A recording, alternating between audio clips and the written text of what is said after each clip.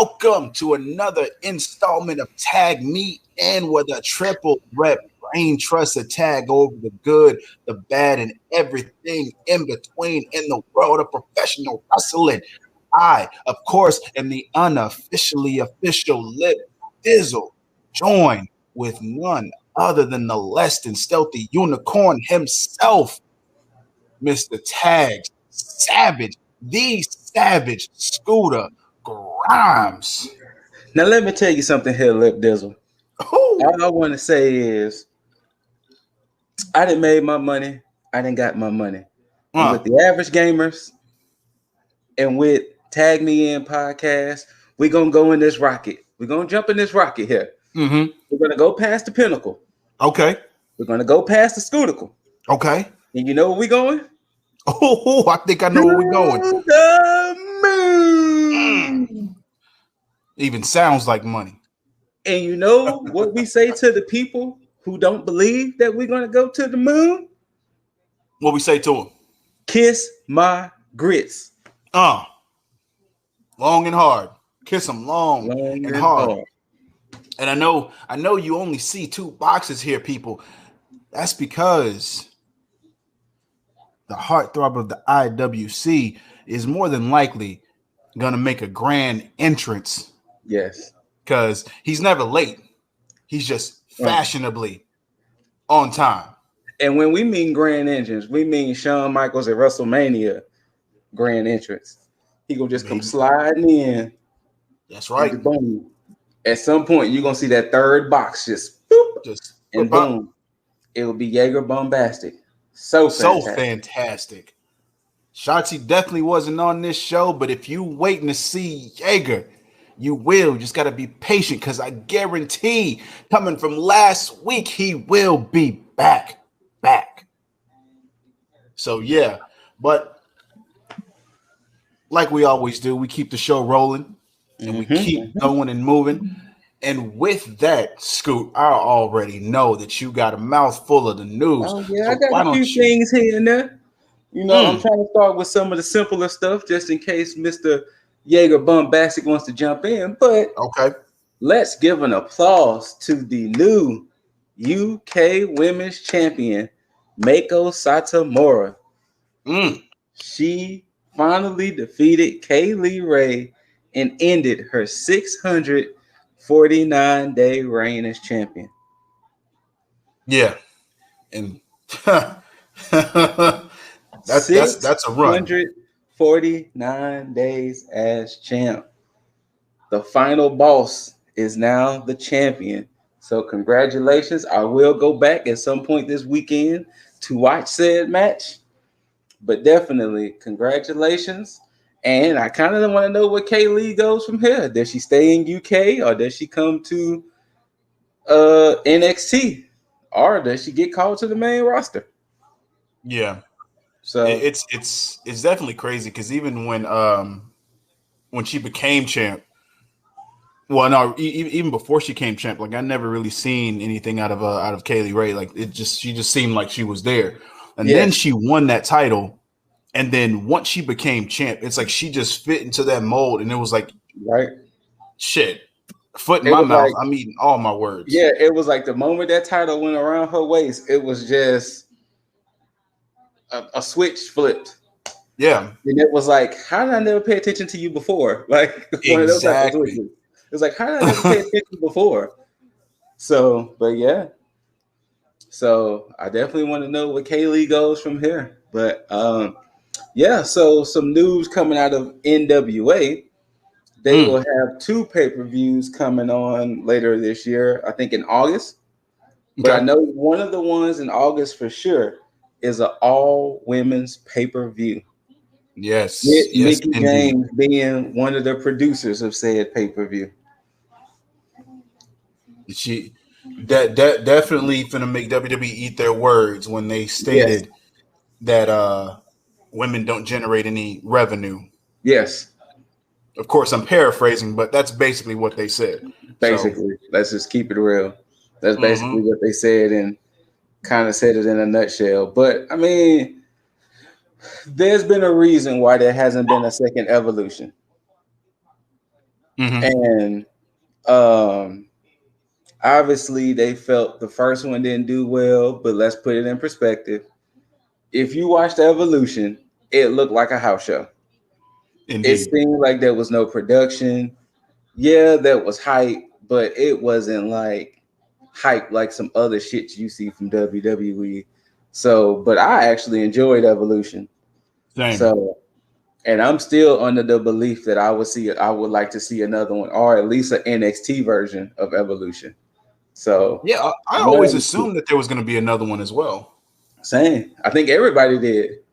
I think many people were surprised when that next year rolled around and there wasn't another one. So it was like, oh, well, I guess that's the only one then. So, hey, okay. But yeah. Damn shame. Damn shame. Damn shame. But yeah, so I definitely want to see. With that being said, they also did crown a new champ in NWA. The women's champ, I forgot her name. Hold on. I want to be respectful. She beat Serena Deeb at their pay-per-view. Wow. Yeah, I sent it in the group chat. Her name is Camille.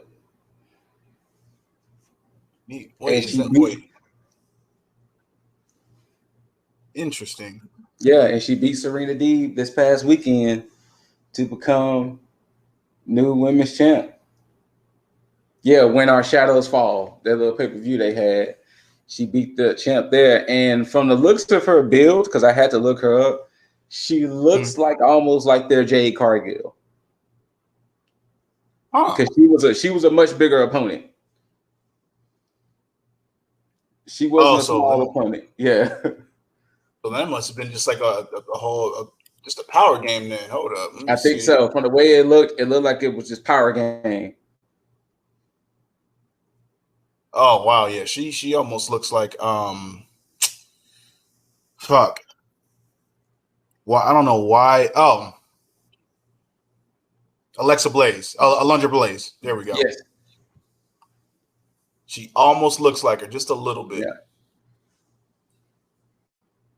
So I wonder is that going to translate into AEW?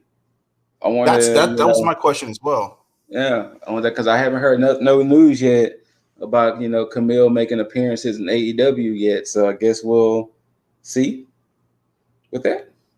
Yeah, I think because because I think Serena Deeb's not signed with NWA. I think she's strictly. Let me see here. AEW. Yeah. She's on the roster for AEW. So. Okay.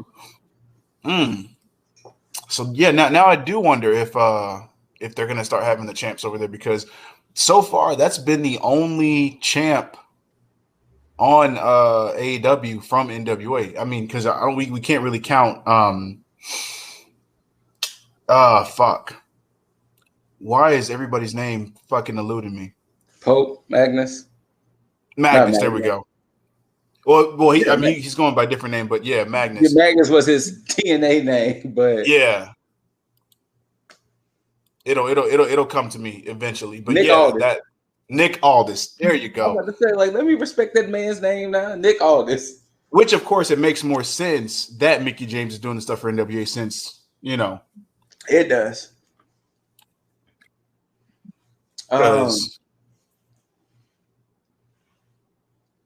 I guess to move forward right quick, Shingo Takagi, the new IWGP champ. He beat Okada, and now he's the new champ of the Cody tattoo belt.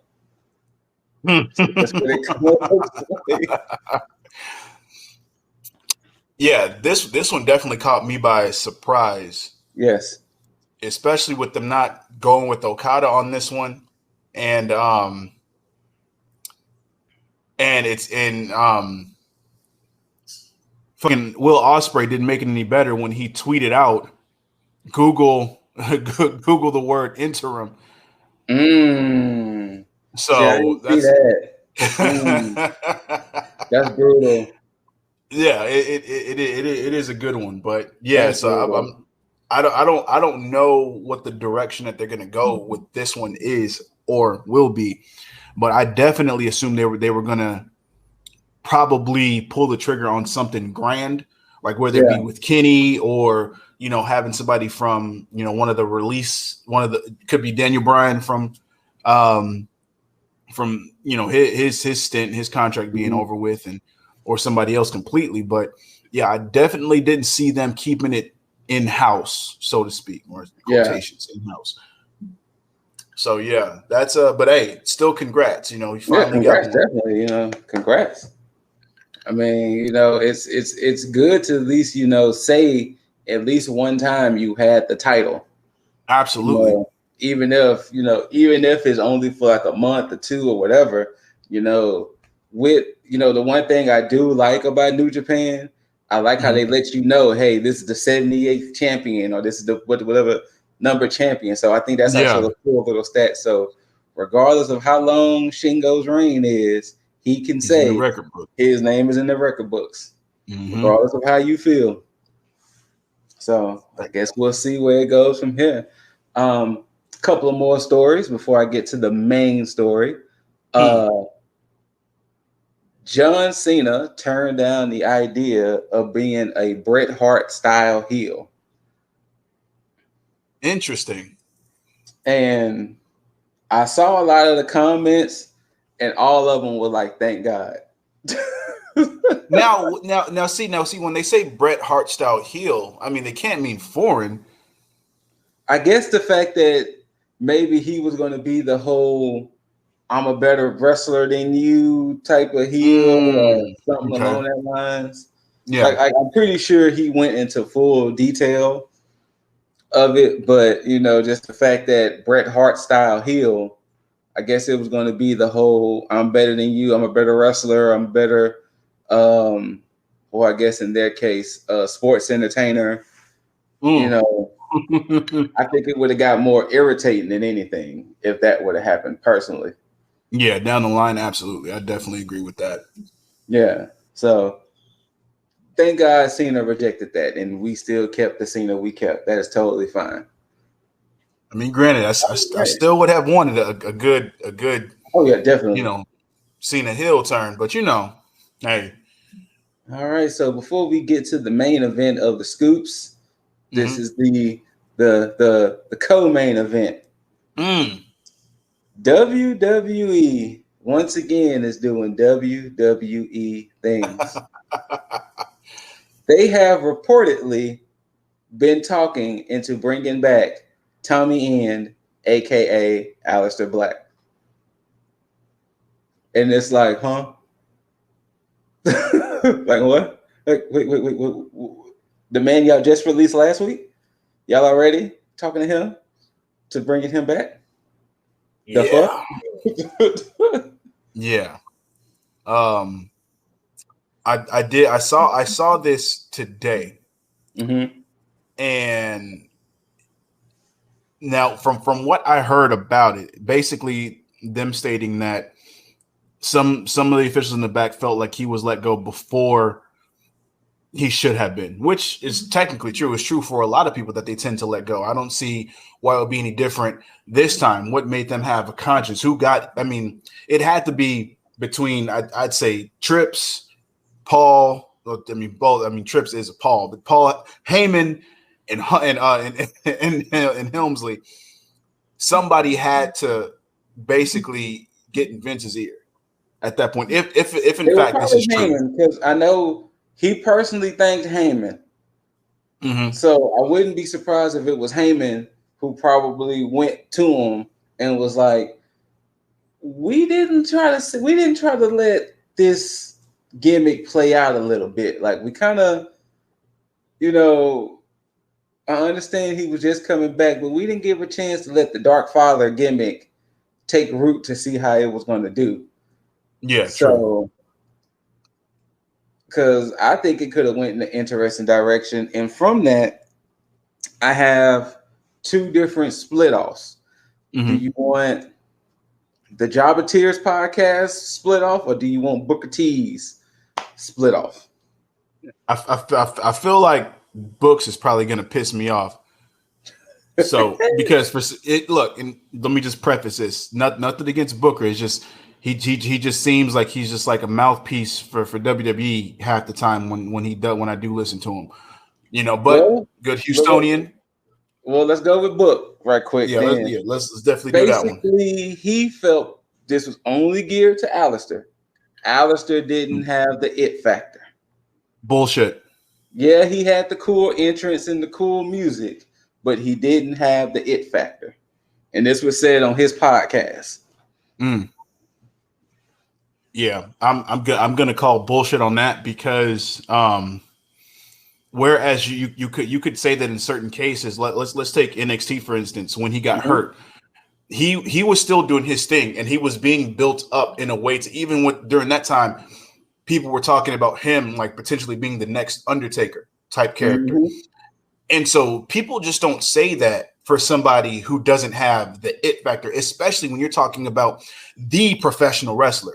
Yes. In the Undertaker. So that's why I call BS. Now, I don't know if Booker actually watches NXT religiously like that, or rather he didn't in the past. But the comparisons between what Hunter did with Aleister Black in NXT and then what they did with him on the main roster, he had more start-stops on the main roster than he did with his injury on NXT. A lot of start-stops. I mean, he was brought in as a tag team wrestler with Ricochet. Then all of a sudden that just split. Then for like 7 weeks, he was asking people to come knock on his door and ask for a fight. Then we got a match with him and Cesaro. Then we got him and Buddy Murph. The next thing you know, he was just here, there. Then all of a sudden, he disappeared again, came back, got his eye taken out by Seth Rollins. Then got injured, now was coming back and then released. So I definitely don't agree with that statement from Booker. But and this is one of the reasons why it's hard for me to agree with Booker at the time because of that. Because I mean you think about it now. Once he got the release, us other people in IWC that were talking about this already was fantasy booking him and where he can go. Yes. Hell, we did it. So, yeah, and so you can't say somebody that doesn't have it can't do that. Now, granted, there's a lot of people that we can say that got released, like hell, Braun Strowman. Nobody's really going to fantasy book him anywhere because there's no real oomph in that. He's a big guy, cool, but I mean, he's really not going to push the needle on any promotion that he goes to, either way, shape, or form. But Aleister Black. You could think about Aleister Black. One, we even said New Japan. We said, we played around with the idea of him possibly leading the Dark Order, which I thought was fantastic. Impact, just every fucking thing. There's nowhere that he couldn't go. And you can't say that about somebody who doesn't have it. So, definitely bullshit. Now, in the Jobbers Tears podcast, shouts out to the Jobber Tears podcast. They said the reason why they think a lot of NXT talent fails on the main roster is because they don't evolve their gimmicks. Like the superstars or backstage. When the NXT roster goes to the main roster, they don't evolve their gimmicks as superstars. They just stay what they were in NXT. And that's why they think a lot of NXT people fail on the main roster. It's because they don't evolve the gimmick. They don't evolve themselves. Yeah. Now, I'm going to say 50-50 on that as far as me agreeing, because I do believe if you don't fight for your character, then there's really nothing. Then you're pretty much at the mercy of whoever books your shit. Give you. Yeah. But at the same time, anybody from backstage, Vince, Dunn, Pritchard, all those included, they're looking at them when they're at NXT and they bring them up and then want them to do something different for the most part. I mean, take, case in point, Keith Lee. Nobody had an issue with his attire. then you come back and then you want to change it, and then you want to kind of gimp him in a certain way. The same thing with anybody that was in Retribution. No, you could have had a cool gimmick with that squad, but you didn't have to sit there and completely change them up as if we didn't see them like weeks prior on NXT. Especially Dijakovic. Yeah, exactly. So that's my thing. And and I think that's kind of like, I'm not saying that's not a bad statement, but I mean, let's take a look at people now. Jeff Hardy never truly evolved his gimmick, and he's over like Roman. Absolutely. I mean, Taker never evolved the gimmick.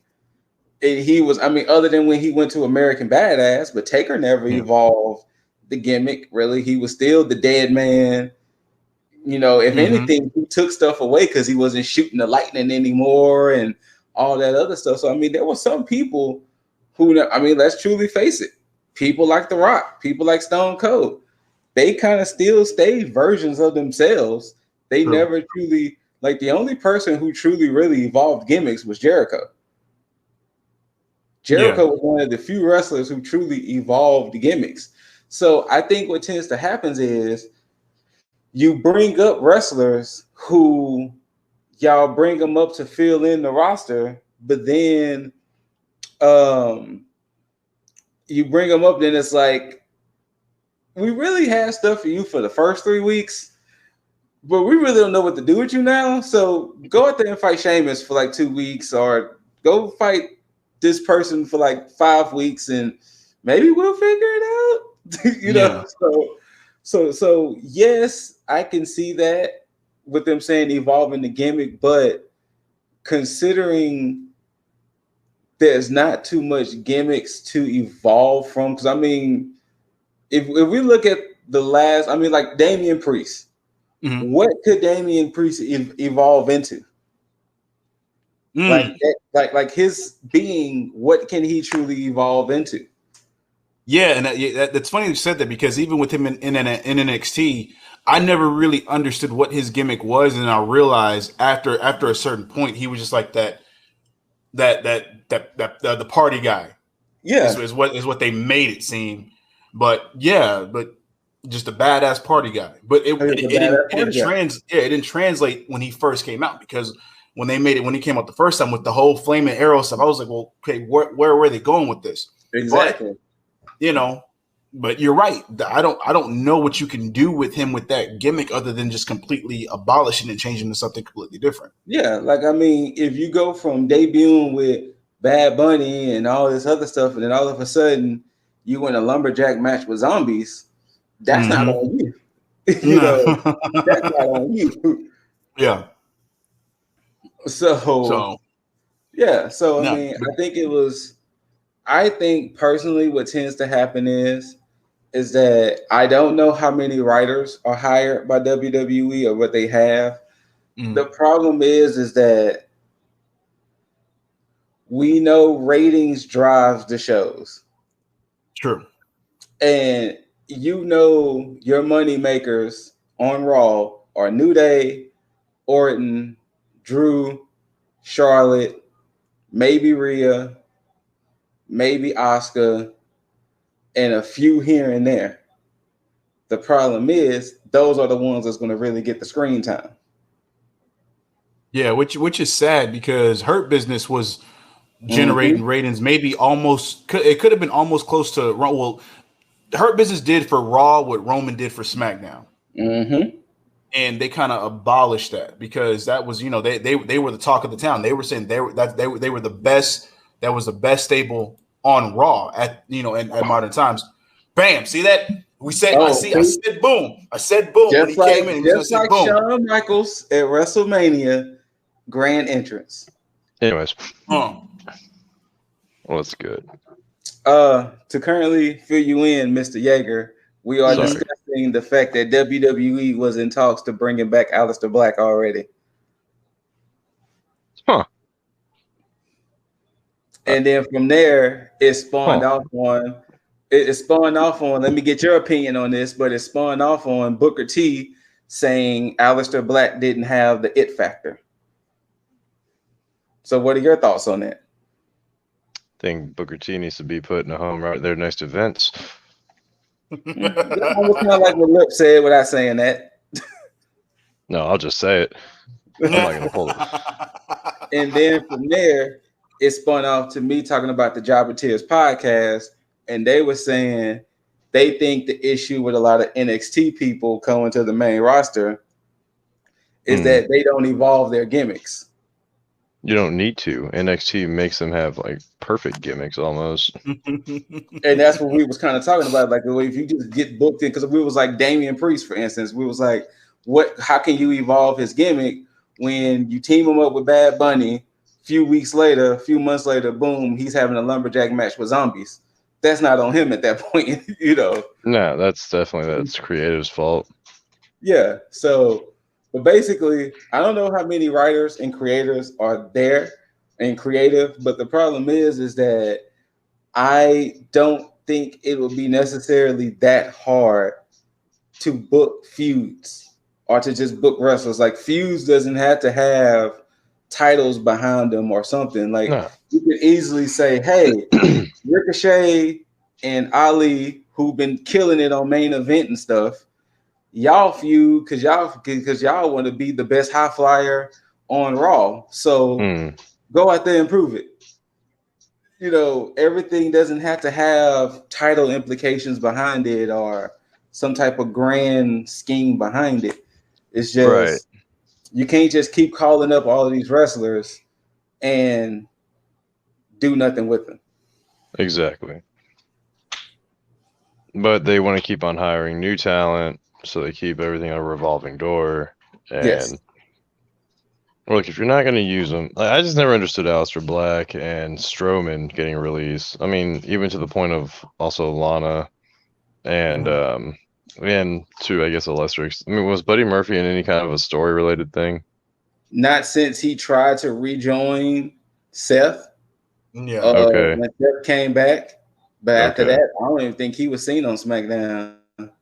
You see, well then, yeah, you understand things like that. But Lana, Strowman, Aleister Black, they were all pretty prominently in their respective shows.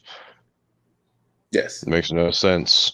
It makes no sense to be letting go of them. And now you got, what is it, seller's remorse, essentially? Basically. All right, come on. Stop playing hot potato with people. Either keep them or let other companies utilize them to a much better extent. Yeah. Yeah, absolutely. Yeah, I fuck WWE, man. All right. Well, with the last story I have before we go into this NXT review recap, Lio Rush suffered an injury at Double or Nothing.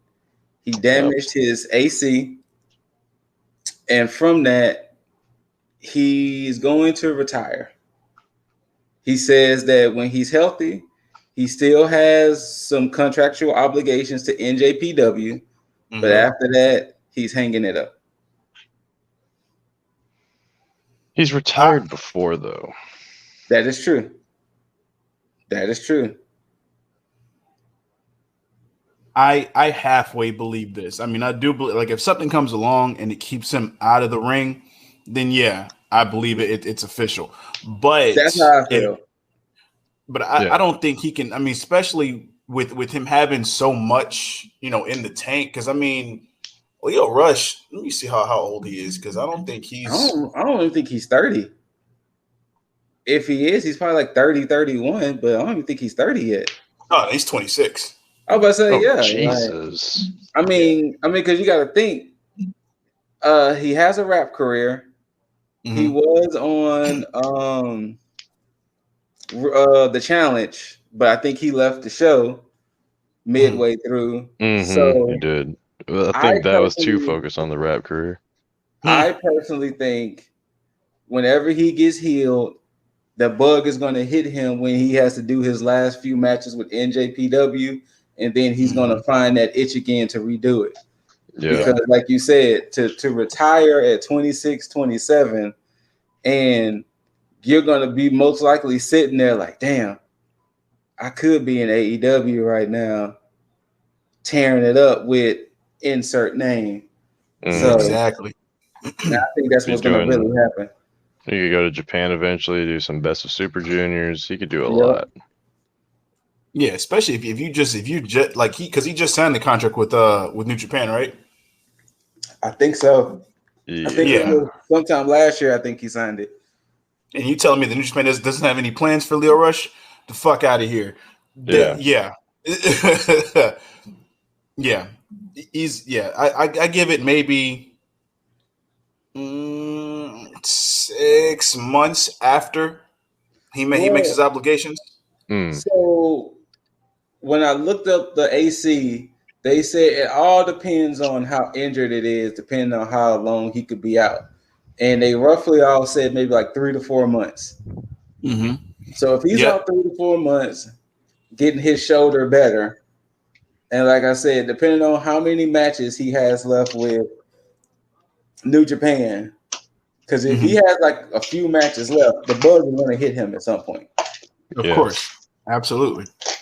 And this is one of the reasons why I'm just like, it's only going to be a matter of time before he wants to come back, because he's going to get some more goals. He's going to want to make a highlight reel. And at 26, yeah, he's definitely going to be hitting it hard after that. So I do believe that he's definitely going to be doing some shit back in the ring eventually after. He'll be back for sure. So probably this time next year, we'll be hearing rumors about Lio Rush coming back or thinking about coming back, showing up at another battle royale. Right? Absolutely, this isn't going to be a CM Punk thing. Phil Brooks is done in my book, so I think so too at this point. Absolutely, but definitely Rush, get better, man. Definitely get better. I'm glad this isn't like a career-ending injury. Now that would be a different story. If it was career-ending, then I'd be like, okay, well, it makes sense. But at 26, I think it maybe it scared him, because I don't know if he's gotten injured like that over time. Ooh, I didn't even think about that. That's an interesting take. Maybe it probably scared him. Yeah, I think that could have been, because especially if it's like your first injury, and it could have been something like that, to where it's like you start second guessing, especially in the fact that he's once retired. I think I know he left the challenge for mental health reasons, but either way, the same thing. He's in his head a lot, so I can definitely understand that. So that's a good point about bringing up the challenge and how he left because of that, or during that time. So I think I don't put it past him. He'll definitely be back. Just get back, motherfucker. Basically. With that being said, let's discuss NXT, because we also got to give predictions on In Your House Sunday as well. So let's roll right. I completely forgot. I'm glad you said that. Something I wanted to bring up that I just fun fact about Jaeger that didn't know things because he doesn't watch WWE like that. Okay.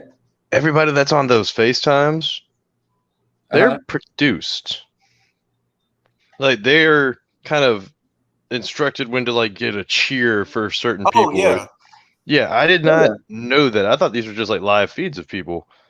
They are, but they're also like, because they're watching it in real time, but they like the way that they're watching it is like kind of the screen that we see when we're watching it. They don't have any special like from like the ringside area, like there's not cameras on the screens or something like that. But but yeah, they're basically, so because if they don't follow certain rules, then they'll be banned from being able to go back. Is this how they got rid of like people showing up as like Taliban members and stuff like that? Yep. Because apparently there's a delay, I think, in them. Absolutely. WWE is like, all right, y'all don't know how to act, so we're gonna have to filter this. Basically. Jeez. Yeah, so I this show was 50-50 as far as feeling like a go home show. Yes. Because there was definitely half of it that was like, all right, cool. This feels like a go home show. And I was like, and those were like probably some of the best parts of the show. And then there were other parts that kind of just felt like regular NXT. So, yeah, starting off, Austin Theory versus Oney Lorcan. This, again, not a bad match, but I felt like this was probably something they could have did last week, and then continue to build up for like the for the 5-man. Yeah, because I mean, the reason why they're fighting each other is like, okay, because you feel your man would have won. No, my man would have won. Oh, they were fine. Fight. Okay. Like, yeah.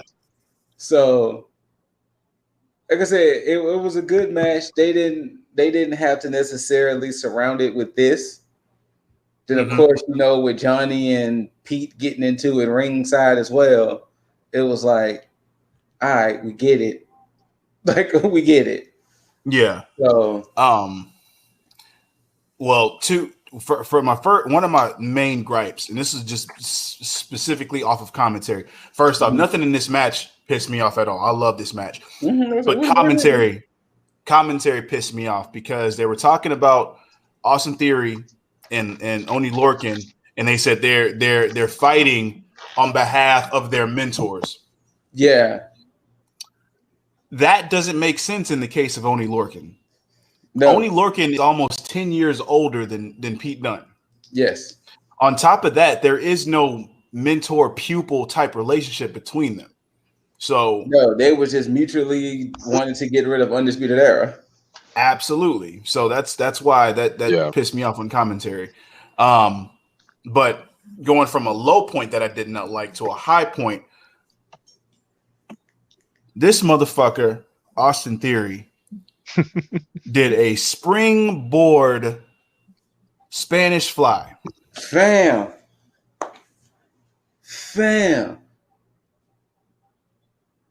You like that was like spot of the night. I thought that was his new finisher. I thought it should have been a finisher. It should have been. But I think the problem is that Spanish flies is damn near done by everybody. So, I like the way he did it because it was so fluid with him coming, because everybody doesn't set up the same. They'll go up and then they'll both stand up and do it. His came out of nowhere where he came, did the seated springboard and flipped it into it. I was like, oh, let me bring that shit back.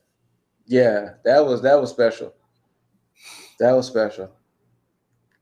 And then of course with this match, you clearly had Dunn come out and then Gargano came out, and so it was only a matter of time before they both got in each other's faces and start throwing down. And of course went from there, and then ended up causing Oney Lorcan to pin Austin Theory, which I guess it's a win for Lorcan. I mean, neither one of them could have needed the win. I mean, it was just there. So so I'm glad that he got it, because at this point right now, Theory is in a better position on NXT right now, being in the way. So good win for Lorcan at this point. So yeah, good shit. Nothing much out of that. That wasn't really expected, especially for a go home show when you talk about people in the main event getting, going at it with each other, because you had that. Of course, I honestly had no idea who was going to win, to be honest. I was looking at it. I was like, shit. Like, I kind of wanted Theory to win it, but Lorcan pulling out that W was nice. However, definitely thought Theory should have just got the win because of that Spanish fly. Yes. Yeah. I thought it was going to be a 3. When I seen him kick out at 2, I was like, oh, well, fuck. Well, that sucks. Yeah. There's your false finish. But yeah, that wasn't bad. And then, of course, by design, after you had Dunn and Gargano going at it outside the ring, they had an issue. They had a situation backstage where you had O'Reilly and Karrion Kross being pulled apart.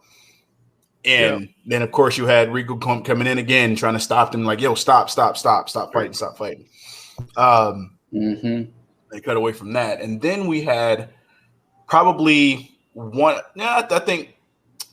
Yeah, no, it was probably a surprise because I've always wondered why people didn't really do this. Because I think the last time a match like this was done was with with Undertaker and Kane against the Power Trip, Stone Cold and Triple H, where they had all the belts on the line. Yes. Yeah, so you had Legado del Fantasma standing in the middle of the ring. Of course, cutting the shit. You know, Santos is going to get on the mic and make sure that he's going to lobby for a match. We knew this was coming, but we just didn't know that it was going to come in this format because even I came on here last week and I stated that I don't think the tag titles were going to be on the line at Takeover. I mean, at Takeover in your house. So when Bronson Reed came out to pull his shenanigans with showing the video clip of him smashing Santos into the barricade over and over again, I just assumed that this was going to be one of those situations where he's going to goad him into getting a match for the North American Championship. Yeah. And then of course him stating that, then MSK came out obviously. And so he said, he was like, well, it's like they're going to take the title. I'm thinking, eventually they're going to take the titles from him possibly. And then the surprise came when he was like, well, why don't you put them all on the line? Us against y'all. Winner take all. And I was like, oh, this is interesting. Now, this is what I thought was going to happen in WWE land in 2019 when it was the New Day and rated FTR. Or RK, Not rated FTR. What was it? FTRKO? I think something like that. Yeah, FTRKO, yeah. That's what they should have did. They should have did like, hey, you got a problem with us, we got a problem with y'all. 6-man, Hell in a Cell, winner take all. Because that's how they could have got the belt off of Kofi rather than them fucking letting him lose to Brock Lesnar in 8 seconds. That would have, and it's funny because they could have continued to play off the feud that Orton and Kofi had anyway, and just keep that going forever. So, and I would have been fine with that too, because it would have never felt like overstaying its welcome, so to speak. So I'm gonna repeat the same sentiment. I would not be mad if Legado wins this. It's funny because I thought the same thing after watching. I was like, be mad at all if Legado takes this. I would be in full support of this. I would too, but I definitely don't think that's happening. Mainly because right after, of course, this match was accepted by Bronson Reed at MSK, or MS Cole Sheeta, as I like to call their unofficial stable. That's pretty good. Scoot's favorite stable came out. No, but that's why I need Legado del Fantasma to win. So Hit Row can then proceed to knock them out. Because I don't want to see MSK lose to them. Oh man, it'd be a good match, but I just don't want to see it happen. I don't think Hit Row would beat MSK. I think personally, if Bronson and MSK keep it, then MSK is going to end up losing to Timmy Ciampa or GYV. I do see Swerve beating Bronson. Yes, I can definitely see that. Especially how this match went, that's about to come up. But Hit Row, they came out there, and once again, I can appreciate NXT continuity because they was like, hey, Swerve's no stranger to Legado. I mean, not Legado. Well, Legado, mainly Santos. And it was like, oh, Swerve's no stranger to Bronson as well. So it was like, thank y'all for the continuity aspect. That absolutely Swerve has had issues with both of these men. So definitely. Oh, that doubles back to your point again about title or non-title related feuds. Exactly. Like that, and then let alone the most recent one being Swerve with Cheeseburger. I mean, not Cheeseburger. Leon Ruff. Thank you. Diamond in the rough over there. Please don't let that. Oh, diamond mine in the rough. Anyways, no. I'm gonna shoot down my own ideas. Anyways, but I mean, Killian Dane. Once again, I told you last week. Man, you was added to the hit list, and my man Swerve had to learn you. Yeah, I like the way that they constructed this match because in some cases, you can go the far side of one of two sides. You can either go the way of making Swerve look overly strong and just having him squash Killian Dane, or you can have Killian Dane look strong, but then have Swerve look weak by having Hit Row just completely interfere in this match altogether. And that wasn't the case, because what they did is they peppered in interference without really interfering. Like they would have, actually, no, they really, because you had one of each member actually do something. Yes. You had Ashanti, I think, get on the apron for a second. And then you had, I keep forgetting her damn name. And this is really sad. I'm so sorry. Brianna. Or B-Fab. B-Fab. There we go. That's what was at the tip of my tongue. B-Fab.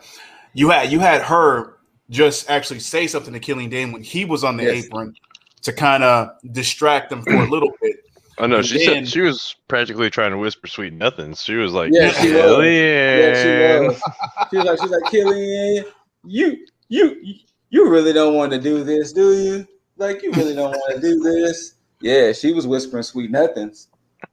And come on, you above this. And then while that was going on, you had poor old Drake Maverick get tired of all the interference and decide to intervene himself. And he took out Ashanti, but then Top Dollar then got the whole he brought back "Are You Outside Your Mind" without actually saying it.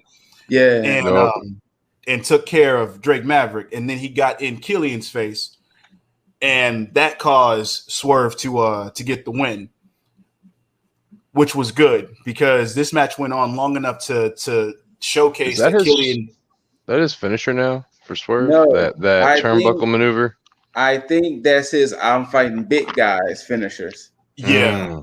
The JML driver, the one he beat Leon Ruff with, that's his actual finisher. All right. Okay. Yeah. The JML driver is his actual finisher, but I think he couldn't pick Killian Dane up to do that, so that's why he just did a standing version of the house call in a sense. Okay. Which definitely makes sense, and it's it's good because back in the day, if you had a little bit of strength, you can pick somebody up. They was gonna make you do it. Yeah. It was gonna end up being freaking Cena with the Big Show. I mean, that man looked like he was about to die when he would do these things. It would be all wobbling and shit. They'd be like, you'd have to take like a whole wide stance whenever he pick up the Big Show. We was like, look. You could tell it was in the works because I'm pretty sure Cena was probably in the gym lifting big weights to make sure he could lift Big Show up. Wasn't that a Mania match? Big Show up, but able to flip him. Yeah. So, I'm pretty sure that was a Mania match, right?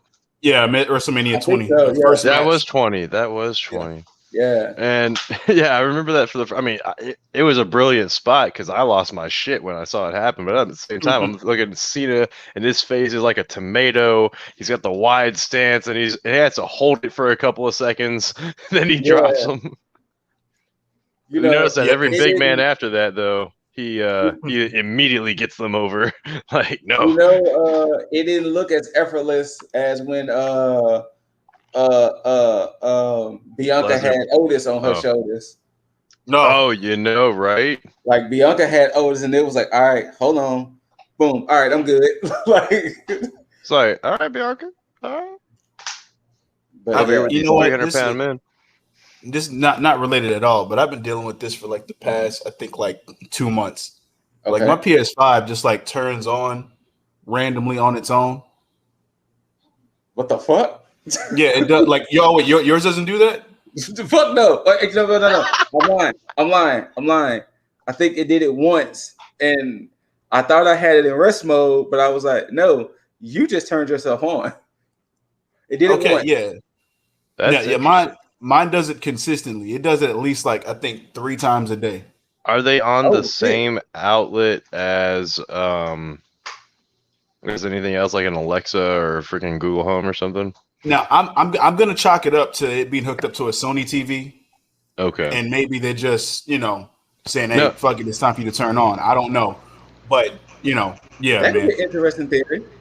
Because I know when I had my PS5 hooked to my Sony TV, if I just cut the PlayStation on, it'll cut the TV on.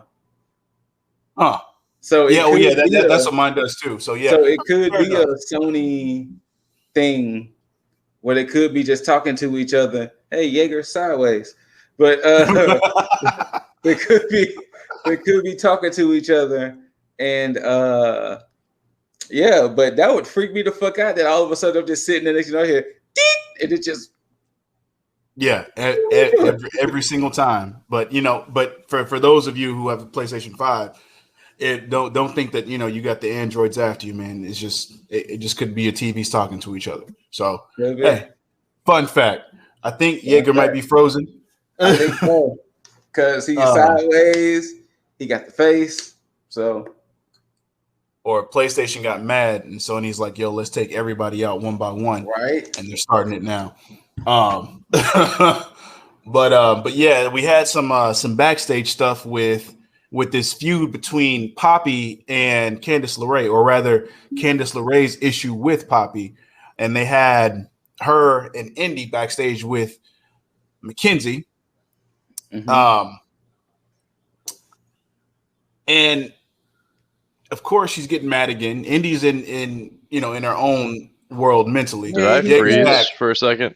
It was more than a second, but yeah. I mean, yes. Technical difficulties. Somebody called me, and I had to just tell them, "Shut the fuck up! I'm on a podcast." But apparently, it froze me. To double back real quick, about the PlayStation. I know I'm continuing a non-related issue to wrestling. However, I have a Fire Stick hooked up to my TV, and my PlayStation is also hooked up to my TV. Anytime I use the Alexa or the voice thing on the remote, it turns on my PlayStation, which then the HDMI overrides and then throws on the PlayStation instead of letting me continue to watch whatever on my Fire Stick. Well, then it's easy to say it might be a TV issue. I have a Samsung TV, so fair enough. Obviously, Sony wants to be the dominant force, right? It's like, clearly, it's like, hey, show me X and X and X movie, and then it's like, okay, let's turn on your PlayStation. What? Exactly. But yeah, people. I mean, you know what? I guess I do want a game today. All right. Right. Oh man. Well, that's what I thought it was doing. I thought it was feeding off like my energy. It was like, oh shit, you want a game, huh? Oh. I'll take care of half of it for you. Just grab the controller. I got say you less. I'm going to turn on right now. but yeah. Oh, where are we at? Poppy? Yeah, we're at Poppy ended up showing up, and then it cut to Candice having a interview with Mackenzie interview. Poppy though. Anyways. And look, I'm definitely not mad at it at all. No. At all. I'll bring up something later with her with later stuff. But yeah, I know. I think I know what you're gonna say, and yes, I'm pretty sure that's exactly what happened. But yeah, Candice was already fed up with them talking about Poppy, and she kind of fed more into that, saying that she was gonna end up taking care of it, and because Indy ran off like, wait a minute. Yeah, like he picked up my phone and listened to my music. There you go. And she said he even cried a little bit. Yeah, we all saw that Loomis tear. Then we get to the scene with Poppy showing old man Trips and old man Regal about technology. So we're gonna just skip ahead with these segments. We're gonna just talk about these segments at once. This okay boomer moment. And with the push of a button, Poppy was able to upload her new EP right then and there. And the Trips NXT was just EP. like, what?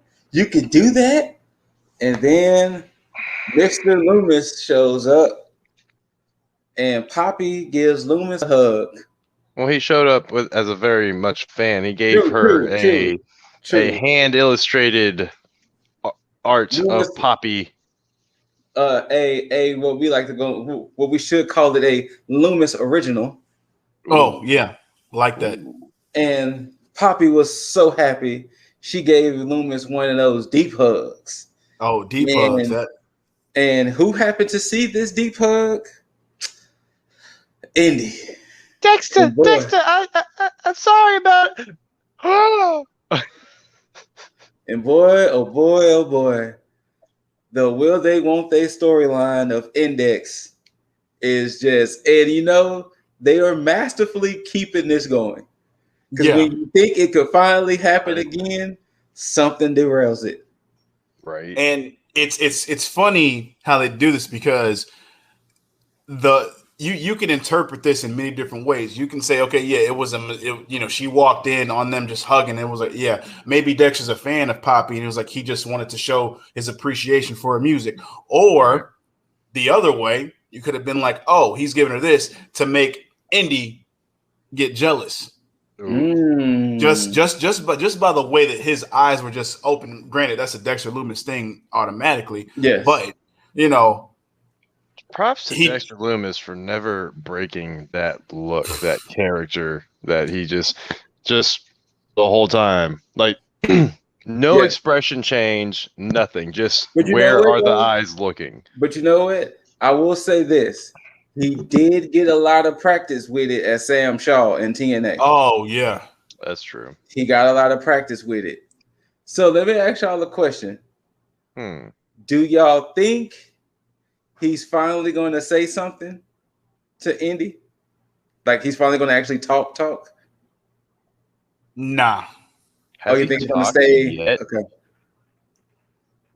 Like he's finally going to be like, Indy, don't go. Or Indy, I love you, or something. Oh. While he was still hugging Poppy, his eyes trailed off to look after Indy. Mm-hmm. Yes. So, yeah, clearly he cares about Indy, or is it possibly trying to make her jealous, like looking at the action, like the reaction to his action. I don't know, man. I just want them to freaking like get together already. However, all this teasing back and forth is keeping me entertained as well. So, but see, that's the thing. You're intrigued. You're interested in this soap opera shit that they got going on. Yeah. They found a way to do it. So NXT did it the right way. Yes, as compared to their counterpart. It's so serious that even Candice acknowledged it. Candice acknowledged that Index is a thing. That's true. She did. And I guess we can go ahead and fast forward to when Candice called out Poppy. Yep. Yeah, let's before we get to that one, I gotta give a little acknowledgement to Triple H trying to recreate his DX moment. However, it was a little bit of an overreaction to see a hug and be like, all he needed was Shawn Michaels right there. I mean, you could have had Regal recreate it with him, but they were both just like in awe that Poppy gave Loomis a hug. Which, come on, guys, that's a hug. That's a good hug. That's a Poppy hug. But yes, going to that is a Poppy hug. But going to the ring with Candice. So, Mr. Dizzle, can you let the people at home know what happened? I can. So Candace, as mad as she was, went out to the ring and grabbed that goddamn microphone, and she wanted a goddamn match with Poppy. And see, here is where I was like, I was conflicted because Poppy is ingrained in NXT. So it's like if she wanted to have a match, she's already been within like the NXT system for the most part. So she could have been like doing some type of training either way. But they didn't do that.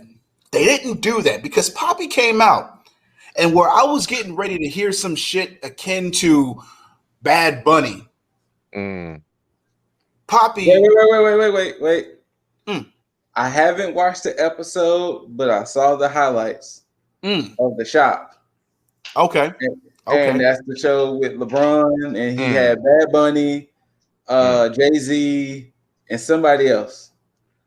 I give even more props to Bad Bunny. Oh, absolutely. He said he moved to Orlando for those 3 months. They asked him, was it real? He said it was absolutely real. He said that everything that they do is absolutely real. And, you know, he said he went through the training. And I think even Jay-Z was like, well, hell, WrestleMania seems like it's bigger than the Super Bowl. And he was like, it is. So Bad Bunny definitely put over WWE even more. So, yeah, definitely props to good old Bad Bunny. I'll say that I'll give props to Bunny for putting over the industry, not necessarily putting over WWE. Yes. I'll agree with that. Yeah, I give you that. But yeah, so Poppy comes out there with the mic, and like you, Lip, I was like, "Yep, we about to get this, ain't we?"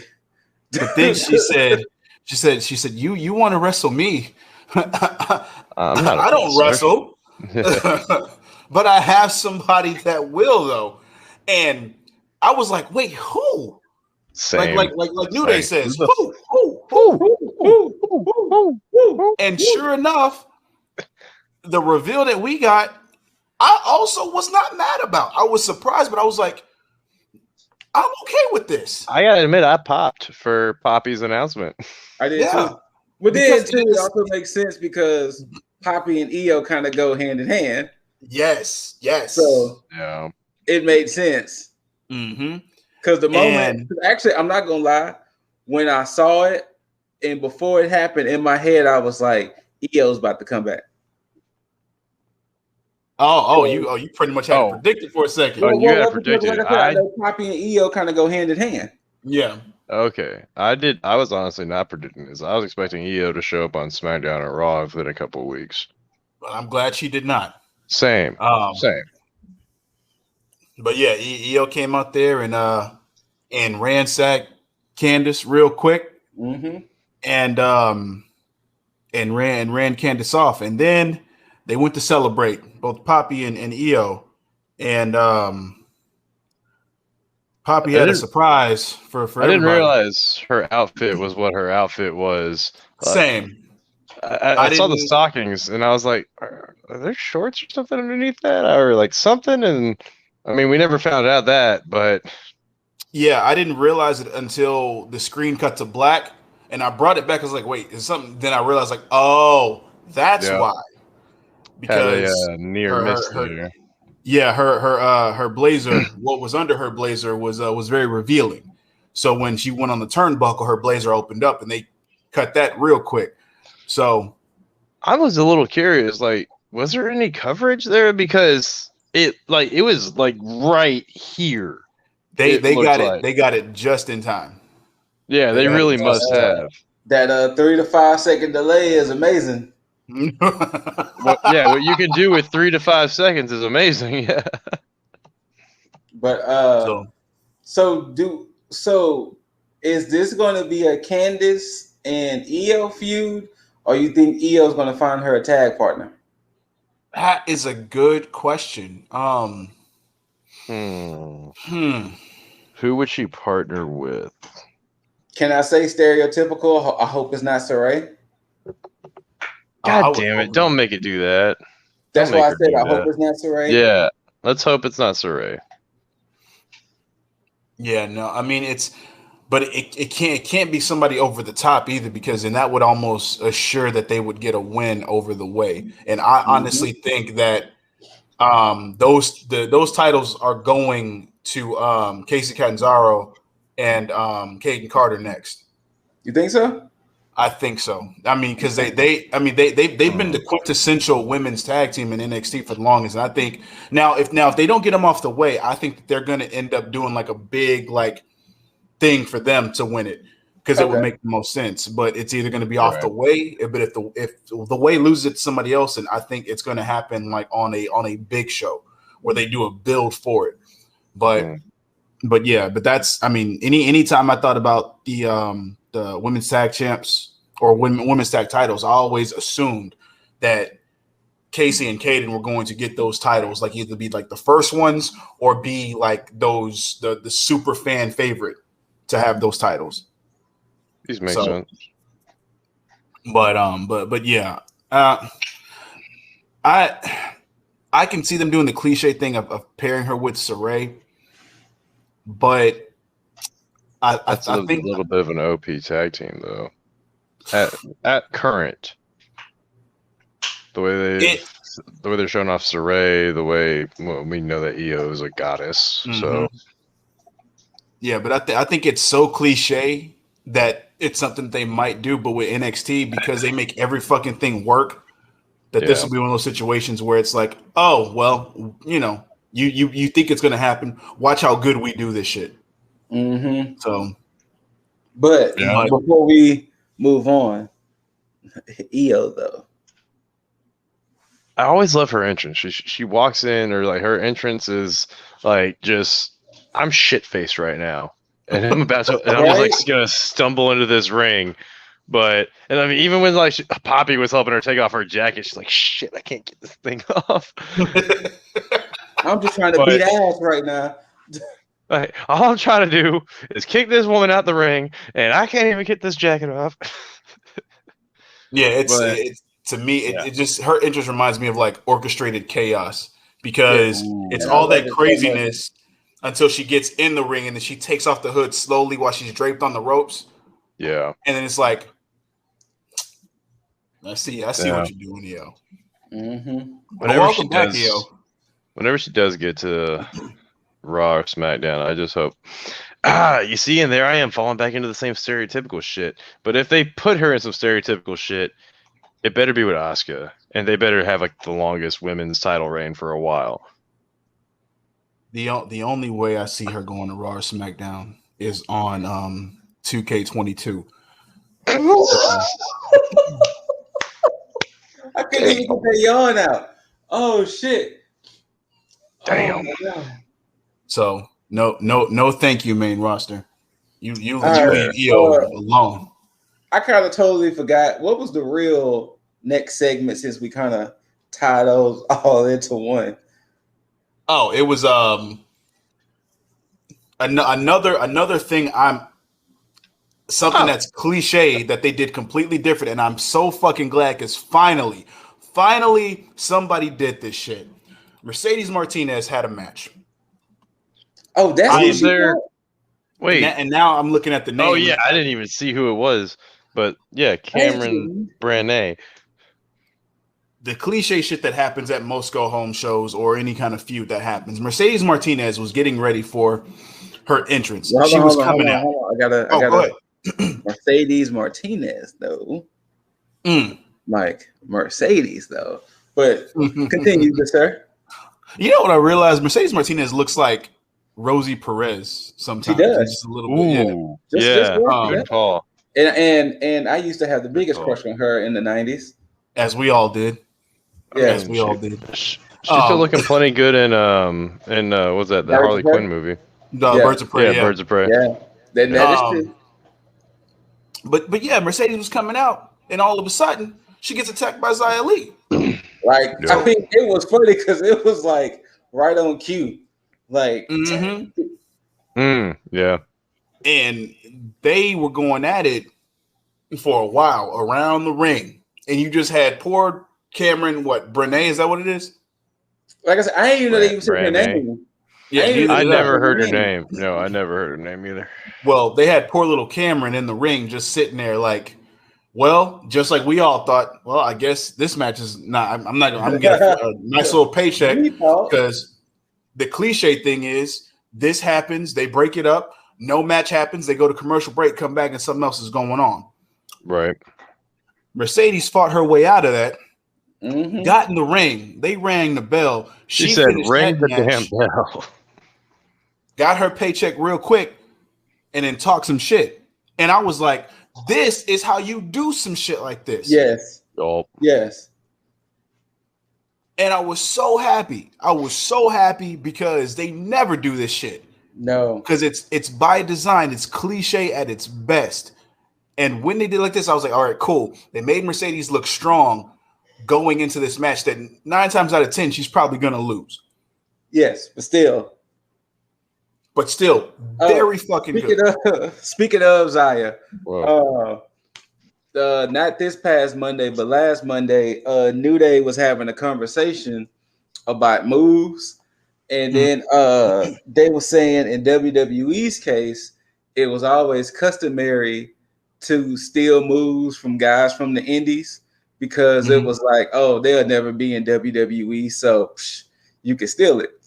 And it was hinting off of the fact that that's the reason why Woods came up with the honor roll. Because he was saying with him being such a small guy, that when he did the honor roll, that was like, he know that for a fact that's his move.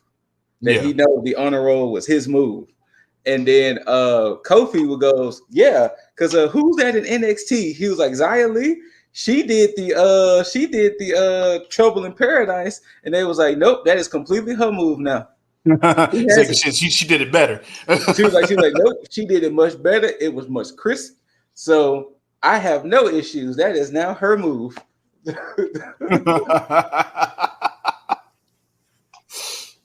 Good shit on Zaya. Yeah. But yeah, like I said, I didn't even know they even announced her name because I just thought it was like, damn, that poor woman still about to take a L. Yeah, they and she did swiftly. Yeah. So, but that was good. And again, these are one of the few things that's part of the go home show side of the go home show that was really, really good. And from that we get this a few vignettes. You get one with LA Knight by a nice Mercedes-Benz, just talking about how he deserves to carry on the legacy. Like nobody's seen anybody in a car like his. Nobody's had the swag that he has. Like nobody is more fit than LA Knight to carry on the $1 million legacy. And then later on, you had one of good old Cameron Grimes. And they had him showing off what he can do that the $1 Million Man has done, and then some. Had him with a nice Cuban cigar. Had trouble smoking it. Had some good liquor. I'm pretty sure it was some type of bourbon or some expensive whiskey. Who knows? And that burn going down when he drank it. It was a little spicy. They would, yeah, just a little bit.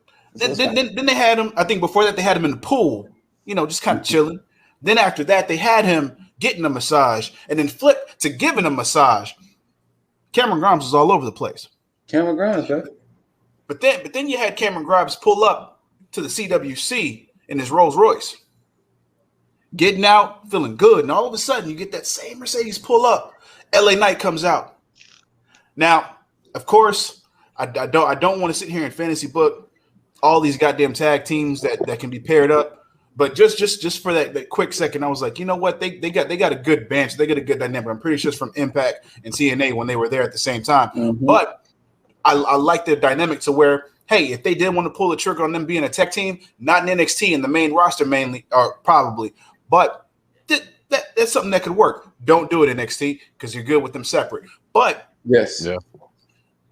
They had them walking and still had that banter, and I love how they carried this whole thing on. to them going into the arena and still having that back and forth. And just the dynamic was fucking perfect all the way up to the point where what made it perfect was I love how LA's night music hit. And then Karen was like, no. Go and put my music. But it all led into the $1 million face-off.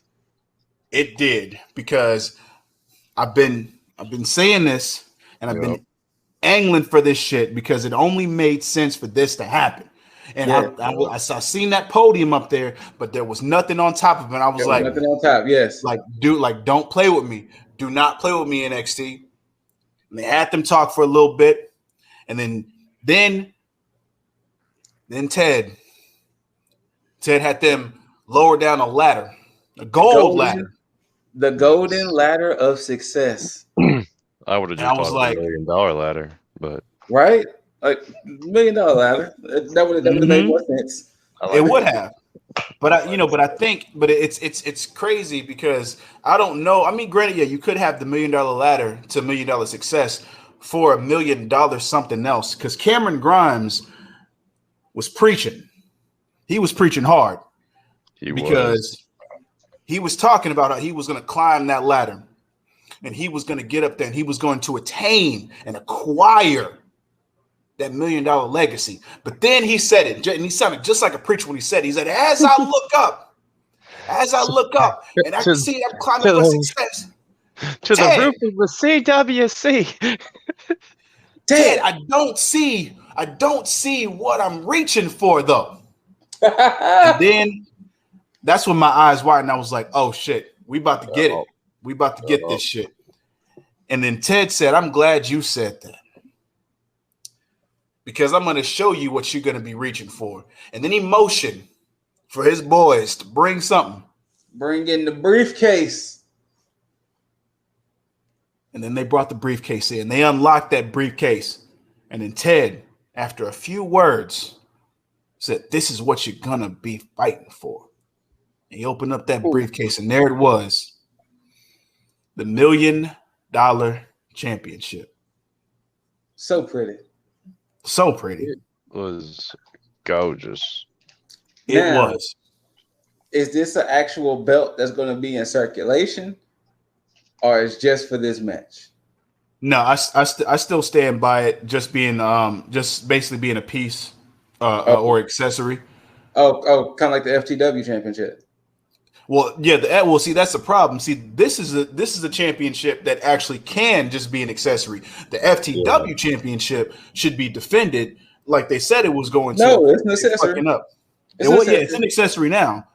But with the $1 million championship, we already know what it is, because even when Ted DiBiase first originally brought it out, when he had it, that's all it was. And the same thing with Stone Cold. When Stone Cold was a ringmaster, he just had it. He carried on a legacy, so to speak. I think this belt needs to be given the same. What's the word here? This belt needs to be given the same, I guess, respect as, like, say, MJF's like AEW ring. Yeah.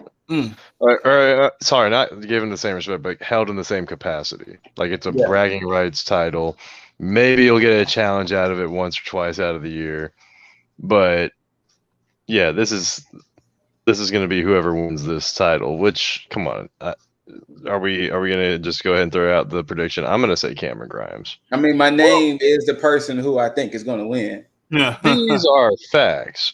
Like, I'm going to just say this. I mean, we're going to re-talk about this again when we go over the predictions. Oh yeah. If Cameron Grimes doesn't win this match, I'm going to be pissed. I'm just put that out there.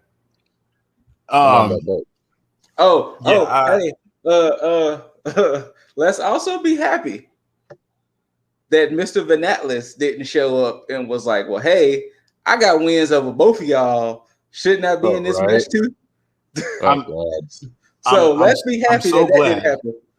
I completely forgot that I even said that shit last week. That's how disgusted I was with myself that I even wiped it from my memory. Let's be happy that Mr. Van Atlas didn't show up I wouldn't be surprised if he tried to do it after, but let's just be surprised he didn't try to insert himself in this match on Sunday.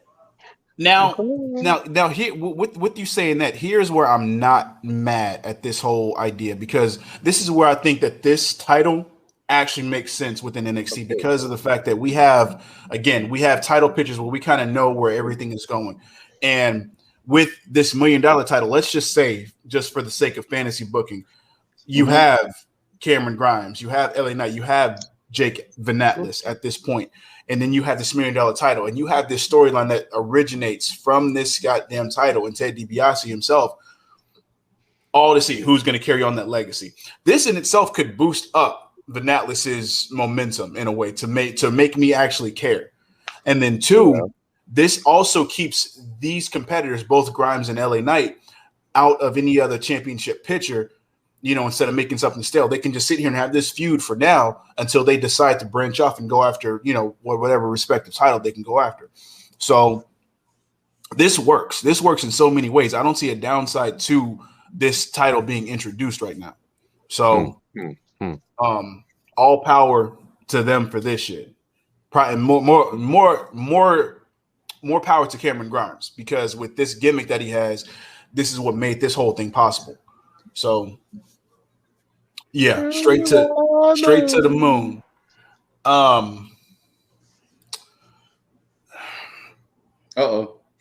NXT decided to, you know, say, hey, you can't have a show without some BS going on. So we could totally skip this. Cool. We could totally skip.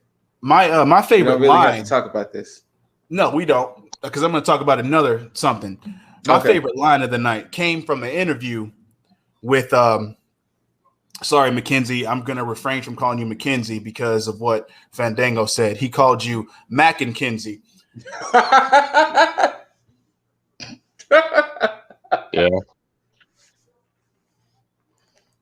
He said Mac and Kinsey, apparently they have an issue with Walter, or Walter has an issue with them, because he feels like they disgraced Imperium. And it was funny because you had Breezango calling him by what was it, Marsupio, and what was the other one? Oh, Fabio.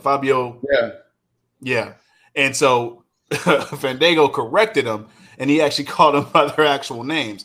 Yes. So this is where I think we're going to start to get more of a serious Breezango moving forward, because they spoke in a low tone, almost like a slight whisper during this whole interview. I mean, I was really. Would y'all enjoy if we talk to y'all like this for the rest of the podcast? You know, if we just talk just like this, almost a little ASMR, so but just not fully. ASMR, yeah. Just really talk just like this, real low. I mean, probably in Jaeger's case, the ladies might love it if Jaeger do it, you know. So it might actually work in Jaeger's. You gotta drop it down a couple of really, but, you know, so some Jaeger after dark action. Yeah, you know, it might work for Jaeger. You know, this might get the views up. So with that being said, Jaeger, go ahead and give them like a couple of seconds of you just whispering sweet nothings. So Fandango and Tyler Breeze there, they were just pretty much giving a rundown to Mackenzie about how Walter just seems to have a real stick up his ass against them, even though, you know, he's apparently wrestling all over Europe, even Germany. They called him like the German champion or something. Something like that. Something to that degree. Yeah. But what I really noticed at the end of this interview, though, was how Mac and Kinsey took a second to take a looking down at Tyler Breeze as he walked away. But also, shout out to Fandango, who opened his shirt a little bit. Yeah. It was quite a little charge of an episode, or of an interview, I should say. Indeed, it was. But you know what? It's always nice to see Breezango on the TV. True enough, indeed. But yeah, but that was a nice little peppered on thing like that they threw in the show. One of the things I did appreciate as far as that, because it's not something that took away from the from the Go Home show. It just kind of added on to what was going on in the future. And I do like that future prepping that they do. Mm-hmm. Not the nothingness granted, the first match was a good match, but it was still for nothing. But when you have situations like this with Fandango or with Breezango, and then what happened next, which of course was a nothing match, but GYV did indeed have a nothing match that went longer than expected, but it went longer for the fact that you still wanted to make sure that you got Toothless Timmy and Ciampa in the whole segment. Mm-hmm.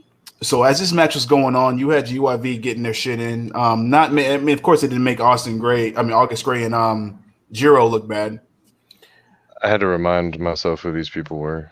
Sorry. Honestly, I'm starting to think I might have to do like what Jaeger does with Elevation and Dark. I might have to start doing this with 205 Live. Because obviously... Oh, is that where these guys are from? Yeah. Yeah. They wrestle primarily on there. So obviously I need to start skimming through the 30 minutes of 205 Live just to... It's only 30 minutes? Yeah, it's only like 30 minutes. That is sad. How many matches go through that? They filmed it at the CWC, and it's usually like 3 matches. 3 matches and 30. Yeah, it's usually like 3 matches. That's interesting. But yeah, that's where like August Gray and hell, that's what whatchamacallit was at for the while too. Legato, Wild and Mendoza. They was doing a lot of tag matches on 205, and that's where our non-favorite tag team was getting a lot of their W's from. Was on 205 Live. I know not of what you speak. That's why I never said their names. No. But I guess they are hosting a pre-show, so whoever's interested in that. I really just hope they get off wrestling and just go to pre-show shit. I mean, they're not... Look, they're just so vanilla. They are. But, Jiro... My man's was wrestling in a whole ass fancy jacket. I'm like, it was funny. If that was on purpose or what, but he was in the whole jacket. But I loved when okay, look, fine.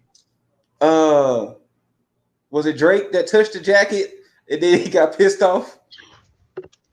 Yeah, I think that was. Yeah, I think that was. Because I'm sitting, I was like, wait a minute. Because it was funny because I knew in my heart of hearts, Ciampa and Thatcher were going to come out. So I like fast forwarded to the beginning of the match because I was like, man, I was sitting and watching. I'm like, he's still in this fucking jacket. He's through the match. I'm like, yeah. And so finally, when Ciampa and Thatcher came out, I stopped and I played it from there. And it was all right from there. Yeah, this is. I was waiting for this part because another surprise that came too because, as they said, after GYV won, they got on the mic and they said, we're done with you. We're not. This is not what it is. And then Ciampa reassessed and said, no,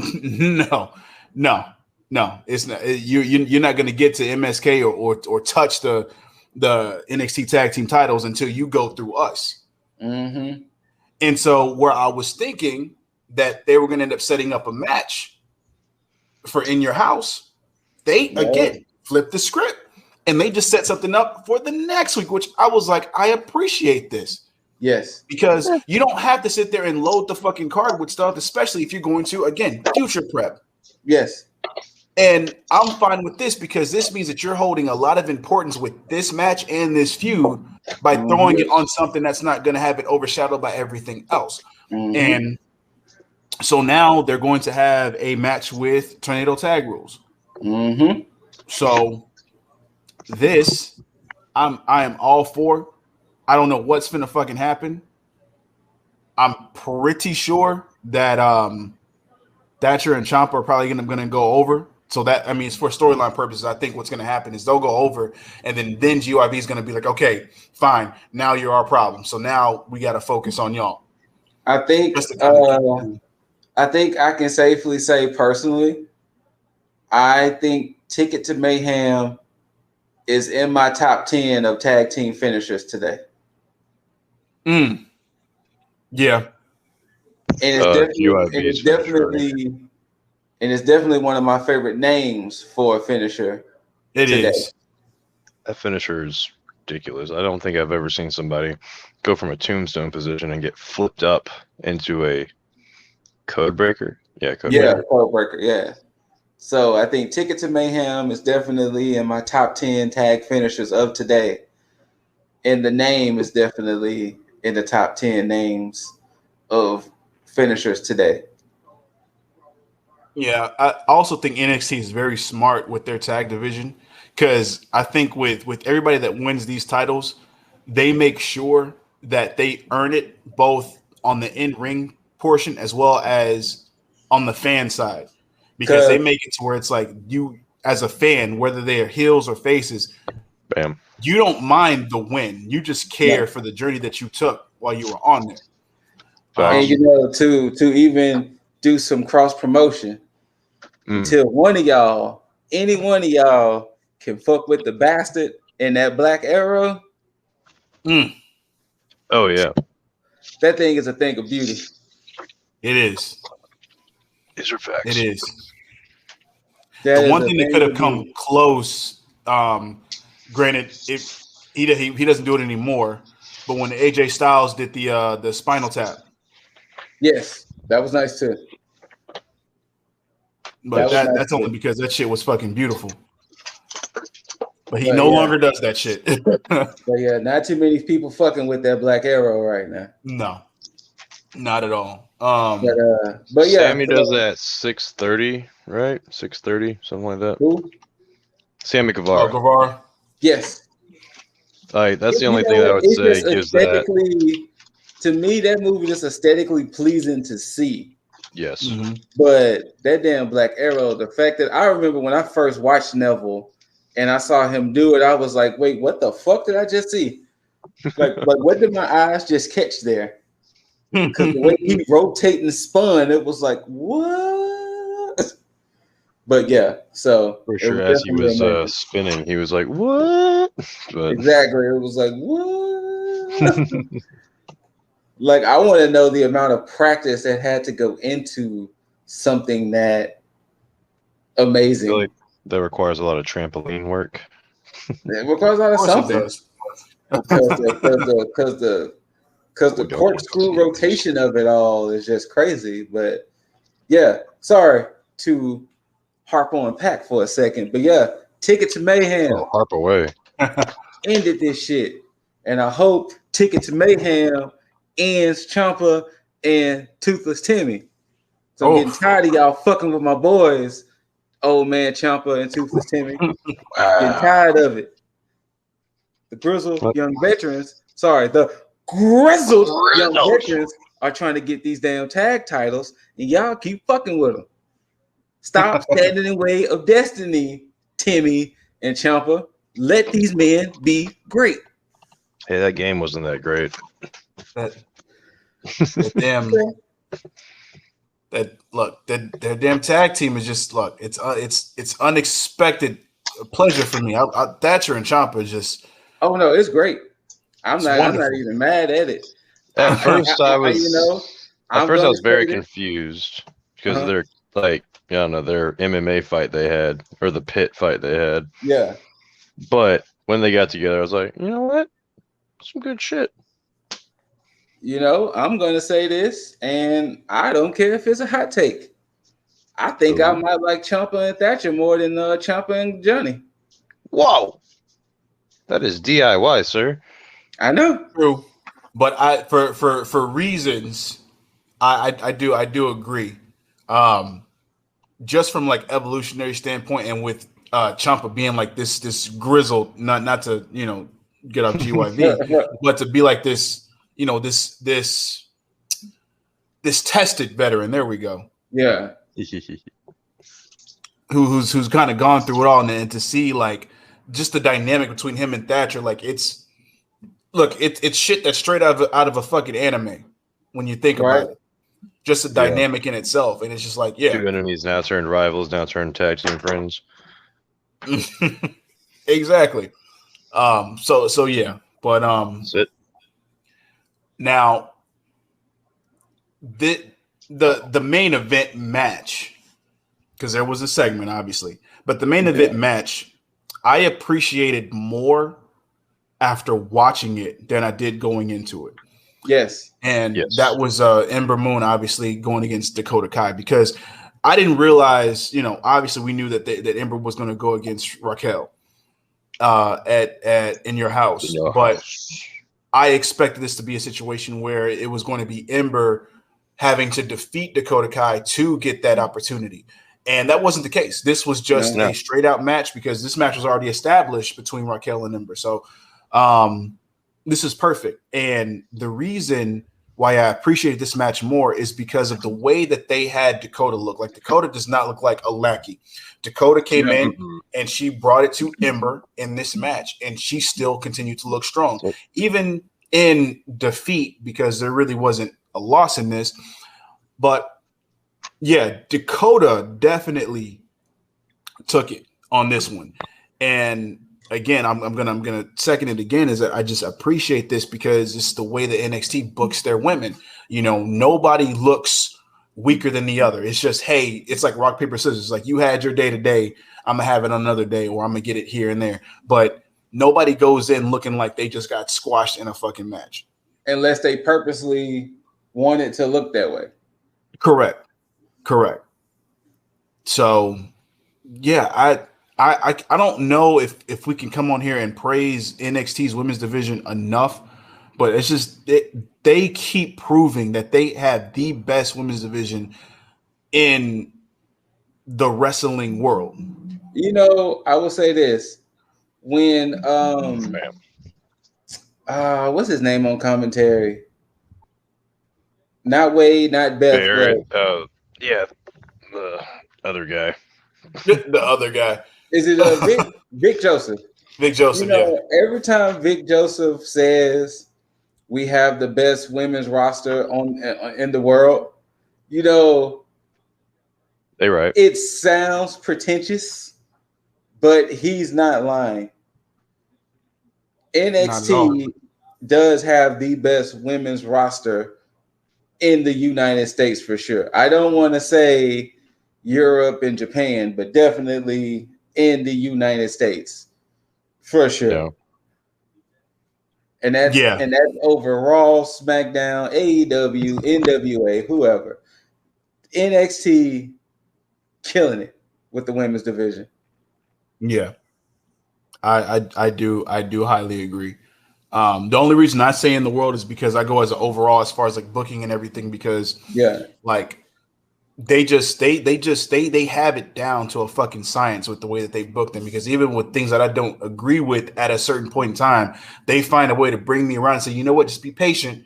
We're going to get there. Like, case in point with Xia Li. Xia Li, I was going back and forth, and now I'm like, okay, you got me. Almost you got me on this one, So I don't even gripe it when I see something that I don't agree with at certain points. I'm just like, you know what? Let me just see where you're going with it, and we'll talk then. Right. But yeah, this match again, Ember Moon and Dakota Kai. I'll say it for y'all, but Dakota though. Yo, but honestly, all women present though. All women. I mean, hey Raquel. I mean, I see you coming there shining with that gold title there. I mean, you know what I'm saying? The aesthetic of what you was wearing with the title, just shining. Just Ember just looking beautiful. Ember showing off some junk. I mean, as plainly as I can put it. But yeah, the better to eclipse you with, right? All the better to eclipse you with. Indeed, and that's a double triple entendre. It's just when for people at home, when you let that marinate, you'll connect the dots. They're gonna be like this and be like, the better to eclipse you with. That damn Jaeger. Nah. But that was that guy. Yeah. Raquel was not having it. She was not having it. She wanted to be in the spotlight. This is about her, and she wanted to make sure Ember was not walking out of there looking strong at all. Now, granted, of course, it didn't work out in Raquel's favor because they had to show off. They had to showcase Ember in the best way possible before she inevitably loses at Takeover. And they did it in two different ways. One, they showcased that she can get out of the power little chokeslam power bomb that Raquel does by flipping it into a modified Eclipse. And then having her actually pull off a stunning real Eclipse that Raquel sold beautifully. And I was about to say, kudos to the fact that Raquel sold it like old school 2K games where when you get laid out, your whole body gets laid out. Yeah, just done. And of course, he sold it. Commentary played it off anymore. It was like, Raquel has not moved. She's still not moving. She's still out. Of course, boosting up Ember Moon, boosting her stock up before going in. And then, of course, Ember looking completely strong, grabbing the title, holding it up, draping it over Raquel, and then leaving it at that, which, of course, is the telling sign that, hey, you're losing on Sunday. You're going to lose. Too damn much. Too damn much of a come away with that. But it definitely is going to be a good match between them, judging by how Raquel sold the Eclipse and, Ember just being able to sell, period. This is going to be a good match that's going to showcase Raquel as a champion even more. So this is I'm looking forward to this. And on the inverse, how many people have become two-time, or how many women have become two-time women's champions? Shayna, and Charlotte. See, now it's tainted. Never mind. Yeah, I think just Shayna and Charlotte. Hold on, we'll see. That's God damn it. God damn Charlotte. Yeah, I think Shayna and Charlotte. Because I don't think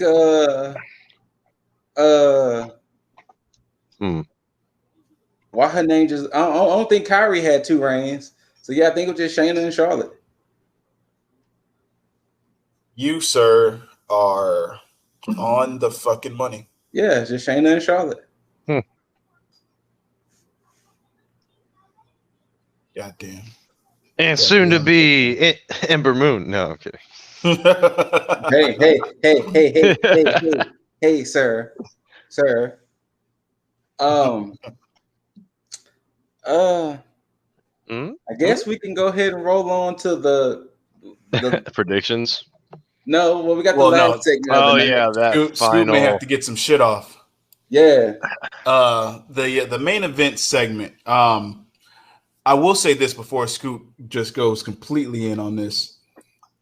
2 things. One, thank you, NXT, for continuing on this little story of Regal not having control, because now Karrion Kross has verbalized and stated the fact that Regal has not been in control of this show for a while now. So that's another nod to something that I think is really happening down the line. And 2, I now have another realization of why this shit is not really working with Karrion Kross. Now, me watching it with this whole with these past few weeks and this whole feud going on as a champion right now for Karrion Kross, the reason why it does not work for me with him as champion is because he is just too involved. He's too on the mic. He's too involved with competitors. It's for me. I always go back to when he was feuding with Keith Lee, or even before that when he came back, was feuding with Damian Priest. He was more of the show up, fuck shit up, leave, or while Scarlett was using the mouthpiece or the messenger, and he really just stayed in the back. Like, he didn't have to be he would just be ominously somewhere else, either overseeing something or just there, but he never was always in the ring cutting promos or doing this or getting involved with speaking with other people. Hell, case in point, look at when I mean, not to cut you off. I honestly think it wouldn't surprise me if that's a Vince thing. If that's a Vince thing to try to get him prepped for the main roster. Because for some reason, everybody got to learn how to cut promos and talk. So I wouldn't be surprised if that's a Vince thing that he was like, hey, Trips, you know I'm interested in your boy. Let's try to get him to do some more in-ring promos.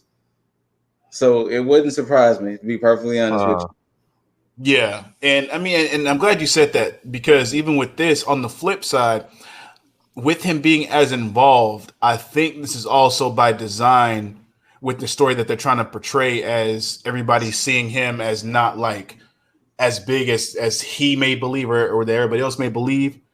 So they think like he's just masking this whole match to not show his Achilles heel or the chink in his armor. So, but good shit on fucking Adam Cole though for this. But I'm gonna throw you the floor, Scoot. Oh, mine's simple. It's very simple. It's only 4 words. This was not needed. Yeah, no, it wasn't. I didn't care for this segment at all. I did not either. Honestly, if they would have did one of their cool ass production videos, like how they did with Cross and Balor, the Prime Target videos, if they would have did the Prime Target videos in the lasting image of the night would have been Ember laying out Raquel, and that would have went off the show. That would have mean more to me than Adam Cole coming in at the last minute and laying out Karrion Kross. But I didn't think that this segment didn't do anything for none of those guys, because here's why. Karrion Kross is champion.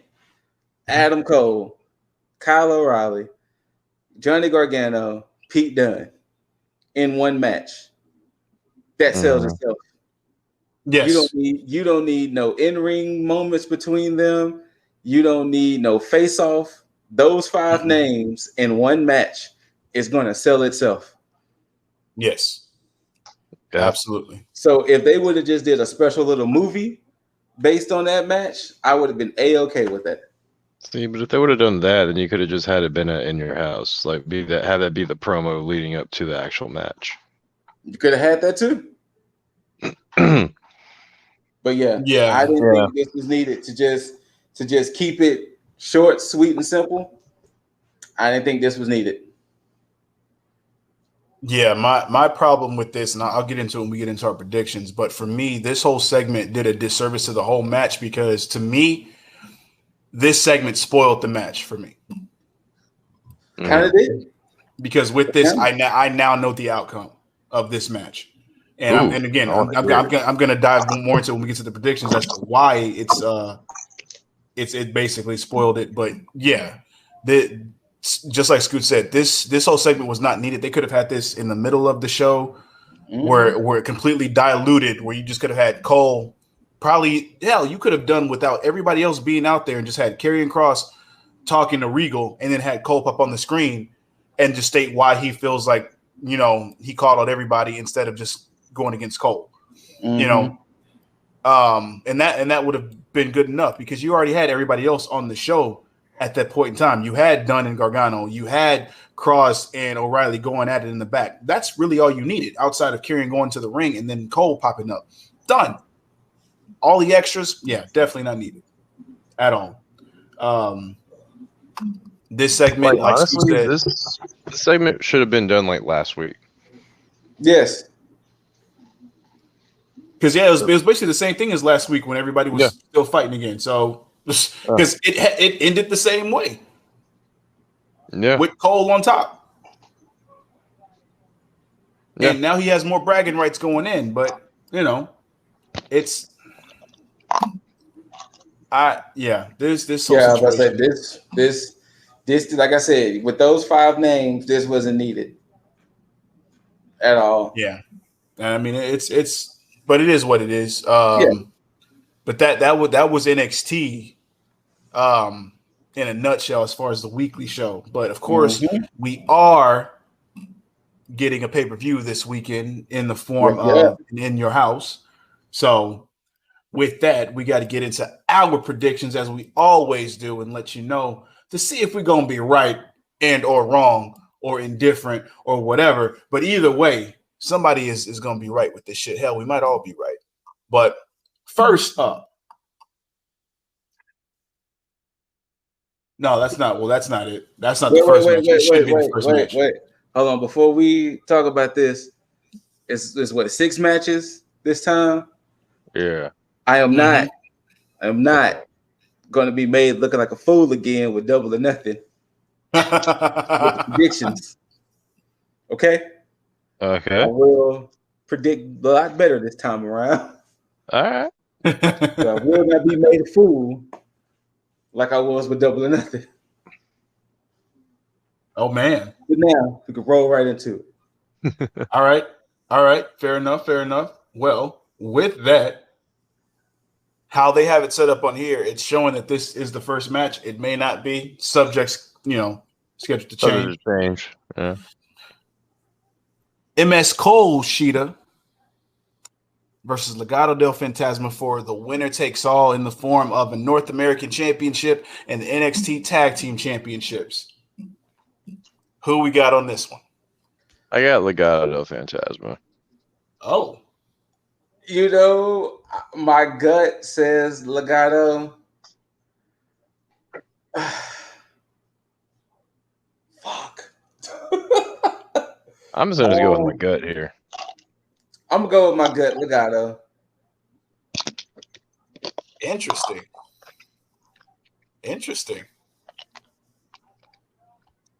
Huh. It's still early with Bronson, so I'm gonna go with MS Cole Shida on this one. Okay. Although I won't be surprised if Legado takes it. But yeah. All right. MS Cole Shida on this one. Who you got on this one, Jaeger? Oh, I said Legado. Oh man, I'm the odd man out. Well, yeah, you're the odd man out. That's fine. Shit happens. It's okay, man. I called the Bucks last time, and I was the odd man out. That's true. And you cashed in on that one. No pun intended.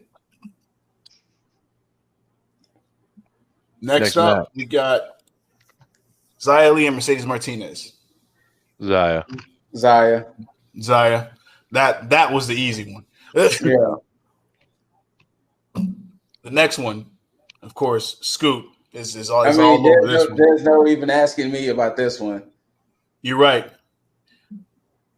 There's no asking. Scoot has Grimes on this one. Jaeger, who you got? My name. You got Grimes? It's going to the moon. Oh no. You know what? Oh no. Look, Grimesy has had a string of bad luck in these segments. I'm going with LA Knight on this one. Oh no, mother! No.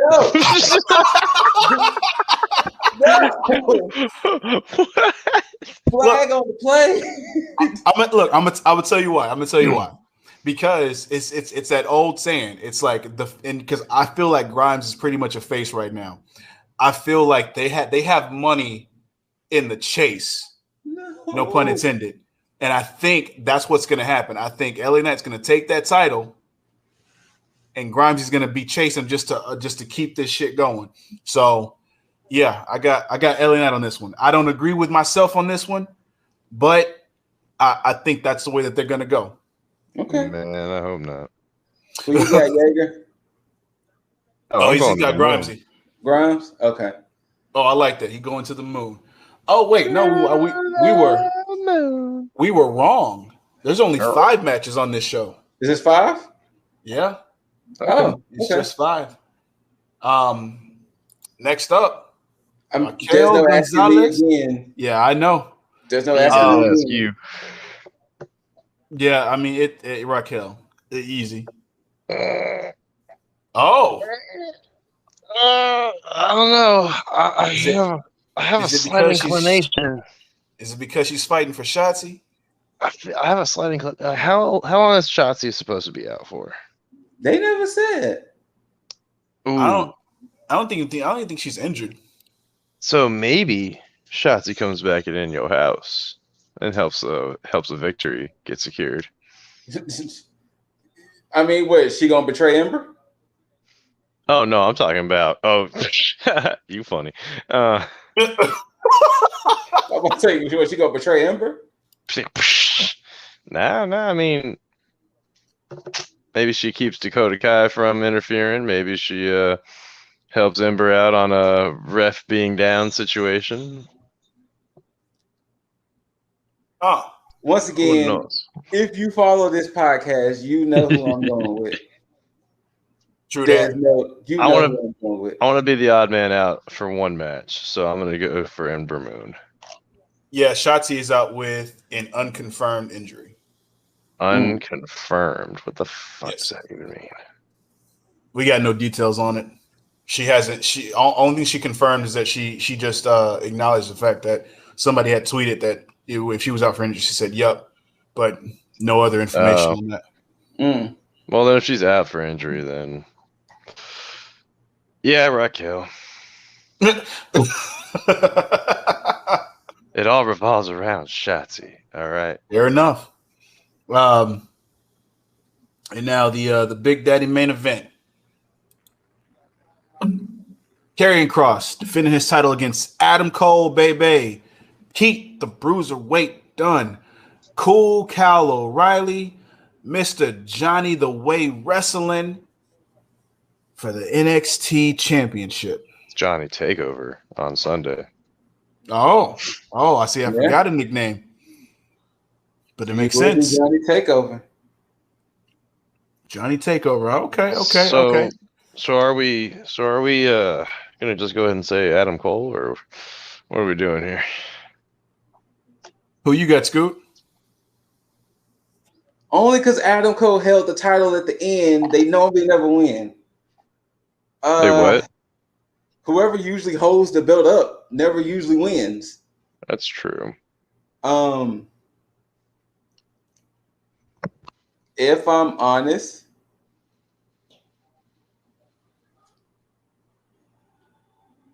Kyle O'Reilly. Okay. Yeah, you still with Gargano on this one? Oh no, I was just calling out what his nickname is on takeovers. I thought you were choosing him. Oh no. Well then, I honestly think Adam Cole might take it away. Oh, okay. Oh, well then, yeah, we're definitely different on this one. What's yours? So because of the way that they did this segment and the way they've been doing this feud, it's clear to me that Kross is retaining. Okay. Mainly because of how they've all just been, one, teaming up on him. Two, even the segment where they all came out individually and had pretty much like the same talking points, like, you're this, you don't realize like you're not in the same league as all of us and all this other stuff. Kross is going to come in and he's going, and I don't know if I agree with how they're going to do this, but I feel he's going to probably dominate this match and it's just going to come to a head and he's going to win. So I can see all these outcomes happening. True. We might all get surprised at who the fuck wins. Come here. But it's geared, the way that they're making it seem, it's geared for Cole to take this title off of Kross, though. Oh, definitely. So yeah, right, Loki, who you got? Cole and O'Reilly. Who you got? All right. Shit. Hi. So I will say this: that definitely we're gonna have, out of 5 matches, there's definitely going to be somebody in the positive, and it's definitely going to be people in the negative. Yep. And I honestly think this match and the Legato and MS Cole Sheeta match is going to be the make or breaks. That's funny. It's the potentially first and last match. I think those two are going to be the Because what you going for Ember, right? Oh no, I was kidding. Like if Shotzi's actually he switched up after he realized Shotzi. Yeah, okay. So if Shotzi's actually out, then yeah, that's gonna be. Okay, it's gonna be because if you were going for Ember, then that would have been a dumb choice. But yikes! Just trying to throw some heaters. All right. Yeah. I mean, I'm just saying you don't bet against the tail right now. Not right now. I mean, that's fair. But yeah, I think the 6-man winner take all in the main event is going to be our make or breaks. Yeah, I think so. Now I will say this personally with this match, I really do want Cross to go ahead and lose. Oh wow, you want him to lose only because what he is right now. I agree. I definitely agree. Because I mean, looking at this championship. Because I mean, once we talked about it before, truly looking at this championship picture, without any shenanigans, which of these 4 men could beat him one-on-one? Right now, I would put money on Cole just based on the past 2 weeks of how he's been showcased. Yeah, but that's purely on booking, and creative. But if we talk realistically, as far as like just a matchup from a matchup standpoint, yeah, he looks like he's just the unbeatable force completely. Yeah. Especially because Cole and Finn are damn near the same size. Yeah. So, like, I mean, who can really beat this man one-on-one out of these 4? Out of these 4, yeah, that's the harder choice. And it's crazy because you can even say like right now, Cole is booked at this point just as strong as Finn was booked. But the thing is with Finn is that one, he has a bigger build on Cole, and his style is way more aggressive. Cole is just way more strategic in the ring when it comes to like his offense. True. But you look at Finn, Finn just has like that switch of intensity that pops on. It's like, even from like the whole demon shit, it's like, you can't really count him out in any capacity. So, no. But that's why I want Bebe to take it. However, I can definitely see I just feel like they're trying to call up Cross. And if Cole loses, they're definitely going to call him up, I feel. I can agree with that. But then I didn't even think about that. Well, remember, that leaves. You said Kyle O'Reilly, didn't you? Yeah, I said Kyle. But remember what I said. I think it was last week. I can see the losing 4 get called up. Exactly, you did say that. Yeah, I can see the 4 losers getting called up. The only reason why Johnny might not get called up because of the way. But Pete, I don't know. I don't know in Pete's case, but definitely the losing 4 can get called up. So I can definitely see 3 out of these 5 getting called up. However, Pete Dunne being with Oney Lorcan and Danny Burch, less likely, and least likely Johnny Gargano because he's doing this hell thing with the way. Yeah. So if you want to go by that statistic, then Johnny Gargano might be your most likely to win this belt if he's staying on the show. But for storyline purposes, Adam Cole's looking the strongest out of all of this. Yes. Which is why I'm going with him. Okay. Loki, I'm sorry if that's not something you agree with. Yeah, this is definitely going to be interesting on Sunday. Well then, fuck, out of everything that we've gone over, we got any closing thoughts? Start with you, Scoot. Once again, it's in the namesake, and these 3 men here, are going to take this podcast where we're not going to take it to the pinnacle. We're not going to take it to the Scootical. We're going to take it to the moon. And that's right. Like I told you earlier, and what do we say to the non-believers and to the haters out there? If you don't like that shit, kiss it. My grits. Them grits. Wait, they got salt or sugar in them?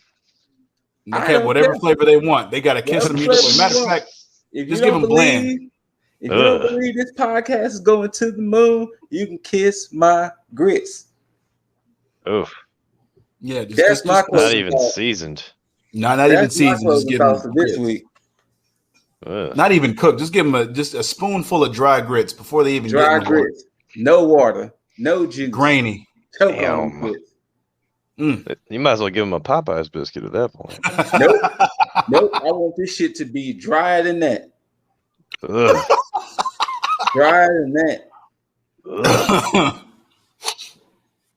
Jaeger, you got any closing thoughts? If you don't think we taking this to the moon, we are all the way. Damn right. Well, damn, Scoot just cut a hell of a promo. I can't really touch that. I'm gonna pass it to Lip anyway. Go ahead. Shit. Look, I'm going for Cross on this main event. I just ask this: if you're not bringing him up to the main roster right now, I'm gonna say book him the way that he needs to be booked, as a silent killer. Yeah. Simple as that. Let Scarlett do all that talking. I mean, it's not much that I can really say about NXT that they're not really doing already. I mean, their championship pictures all look fucking amazing. Takeover, they need no help booking their takeovers because it's another one in the books that's going to be fantastic. So keep doing what you're doing. Yep. Just do some of the shit better. Some of it. It's a very, very small list of things, but very small list. Like I'm not even mad at a lot of stuff.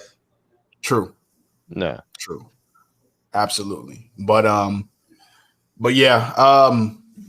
Of course, you're gonna see us again. Before this shit when we handle AEW, and we'll get into the ins out of that. Hopefully, AEW is a better show this week, and we can actually come on here and praise it more than we did last week.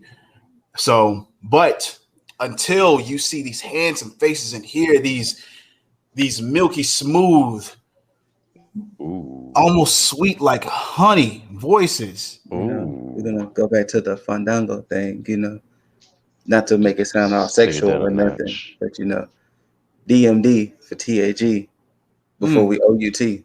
Oh, yeah. So DMD for T.A.G. Snap.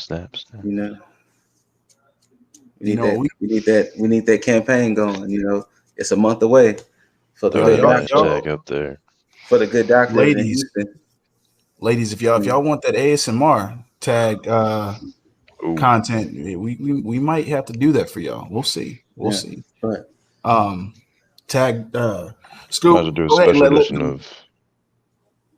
I was about to say Tag Savage, but I'm gonna just say Scoot. Just let them know where they can find you. I'm past the Scootical at this point. I'm on the fucking moon at this point. I'm there. We are there. That's where you can find me. But of course, Instagram, Twitch, YouTube, TikTok, the ScooterRay. Of course, Less Than Stealthy Ninjas, all one big word. Podcast on Spotify, Google, Anchor, Twitch, TikTok. Same with that, that's where you can find us. Less Than Stealthy Ninjas. Whoa. Loki, that is not cool. Live and direct. Getting in your face. Of course, if you want to bring the smoke my way, you'll find out why, in quotation marks, that I'm the savage of this group. Savage. But for everybody else, Mr. Jaeger, where can they find you, especially the ladies of the IWC? Not to harp too much here on Scoot, but I mean, where else can you find the smoke but at the top? But anyway, ladies, gents, not so much the gents, but ladies, if you really got to hear my voice, because apparently it's that ASMR quality. Name's right down there. TikTok, Instagram, PlayStation, Xbox. Yeah, that's about all I really care to be on right now. One of the things are relevant. They'll be listed. Damn straight.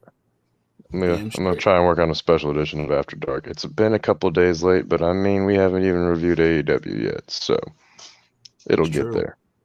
It'll get there. But while you listen to me to help you sleep, if you need to wake up to some with a nice cup of coffee, like that segue. Look at that, get that aroma, get that positivity. You need to start your day off right. I can only point you in one direction. I don't mean the band. This guy right here.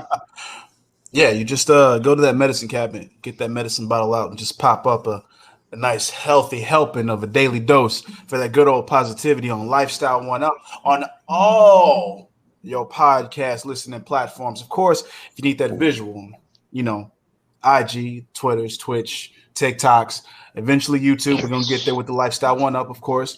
But for the shits and giggles, for all the regular shit, the wrestling content, the funny content, the stupid content, the shit I don't give a shit about, always on Lip Dizzles at the IGs, the Twitters, Twitch, YouTube, other shit I'm sure that I can't think of. We'll find it. You'll find it. But yeah, simple as that. But as I bid you all adieu, as Kenny Omega would say, I'm going to give it 2 sweet to my bros right there. Boys. Boom. And until we catch you on Saturday, as always, get on that rocket, take it to the moon, come meet us there, and tag the fuck out.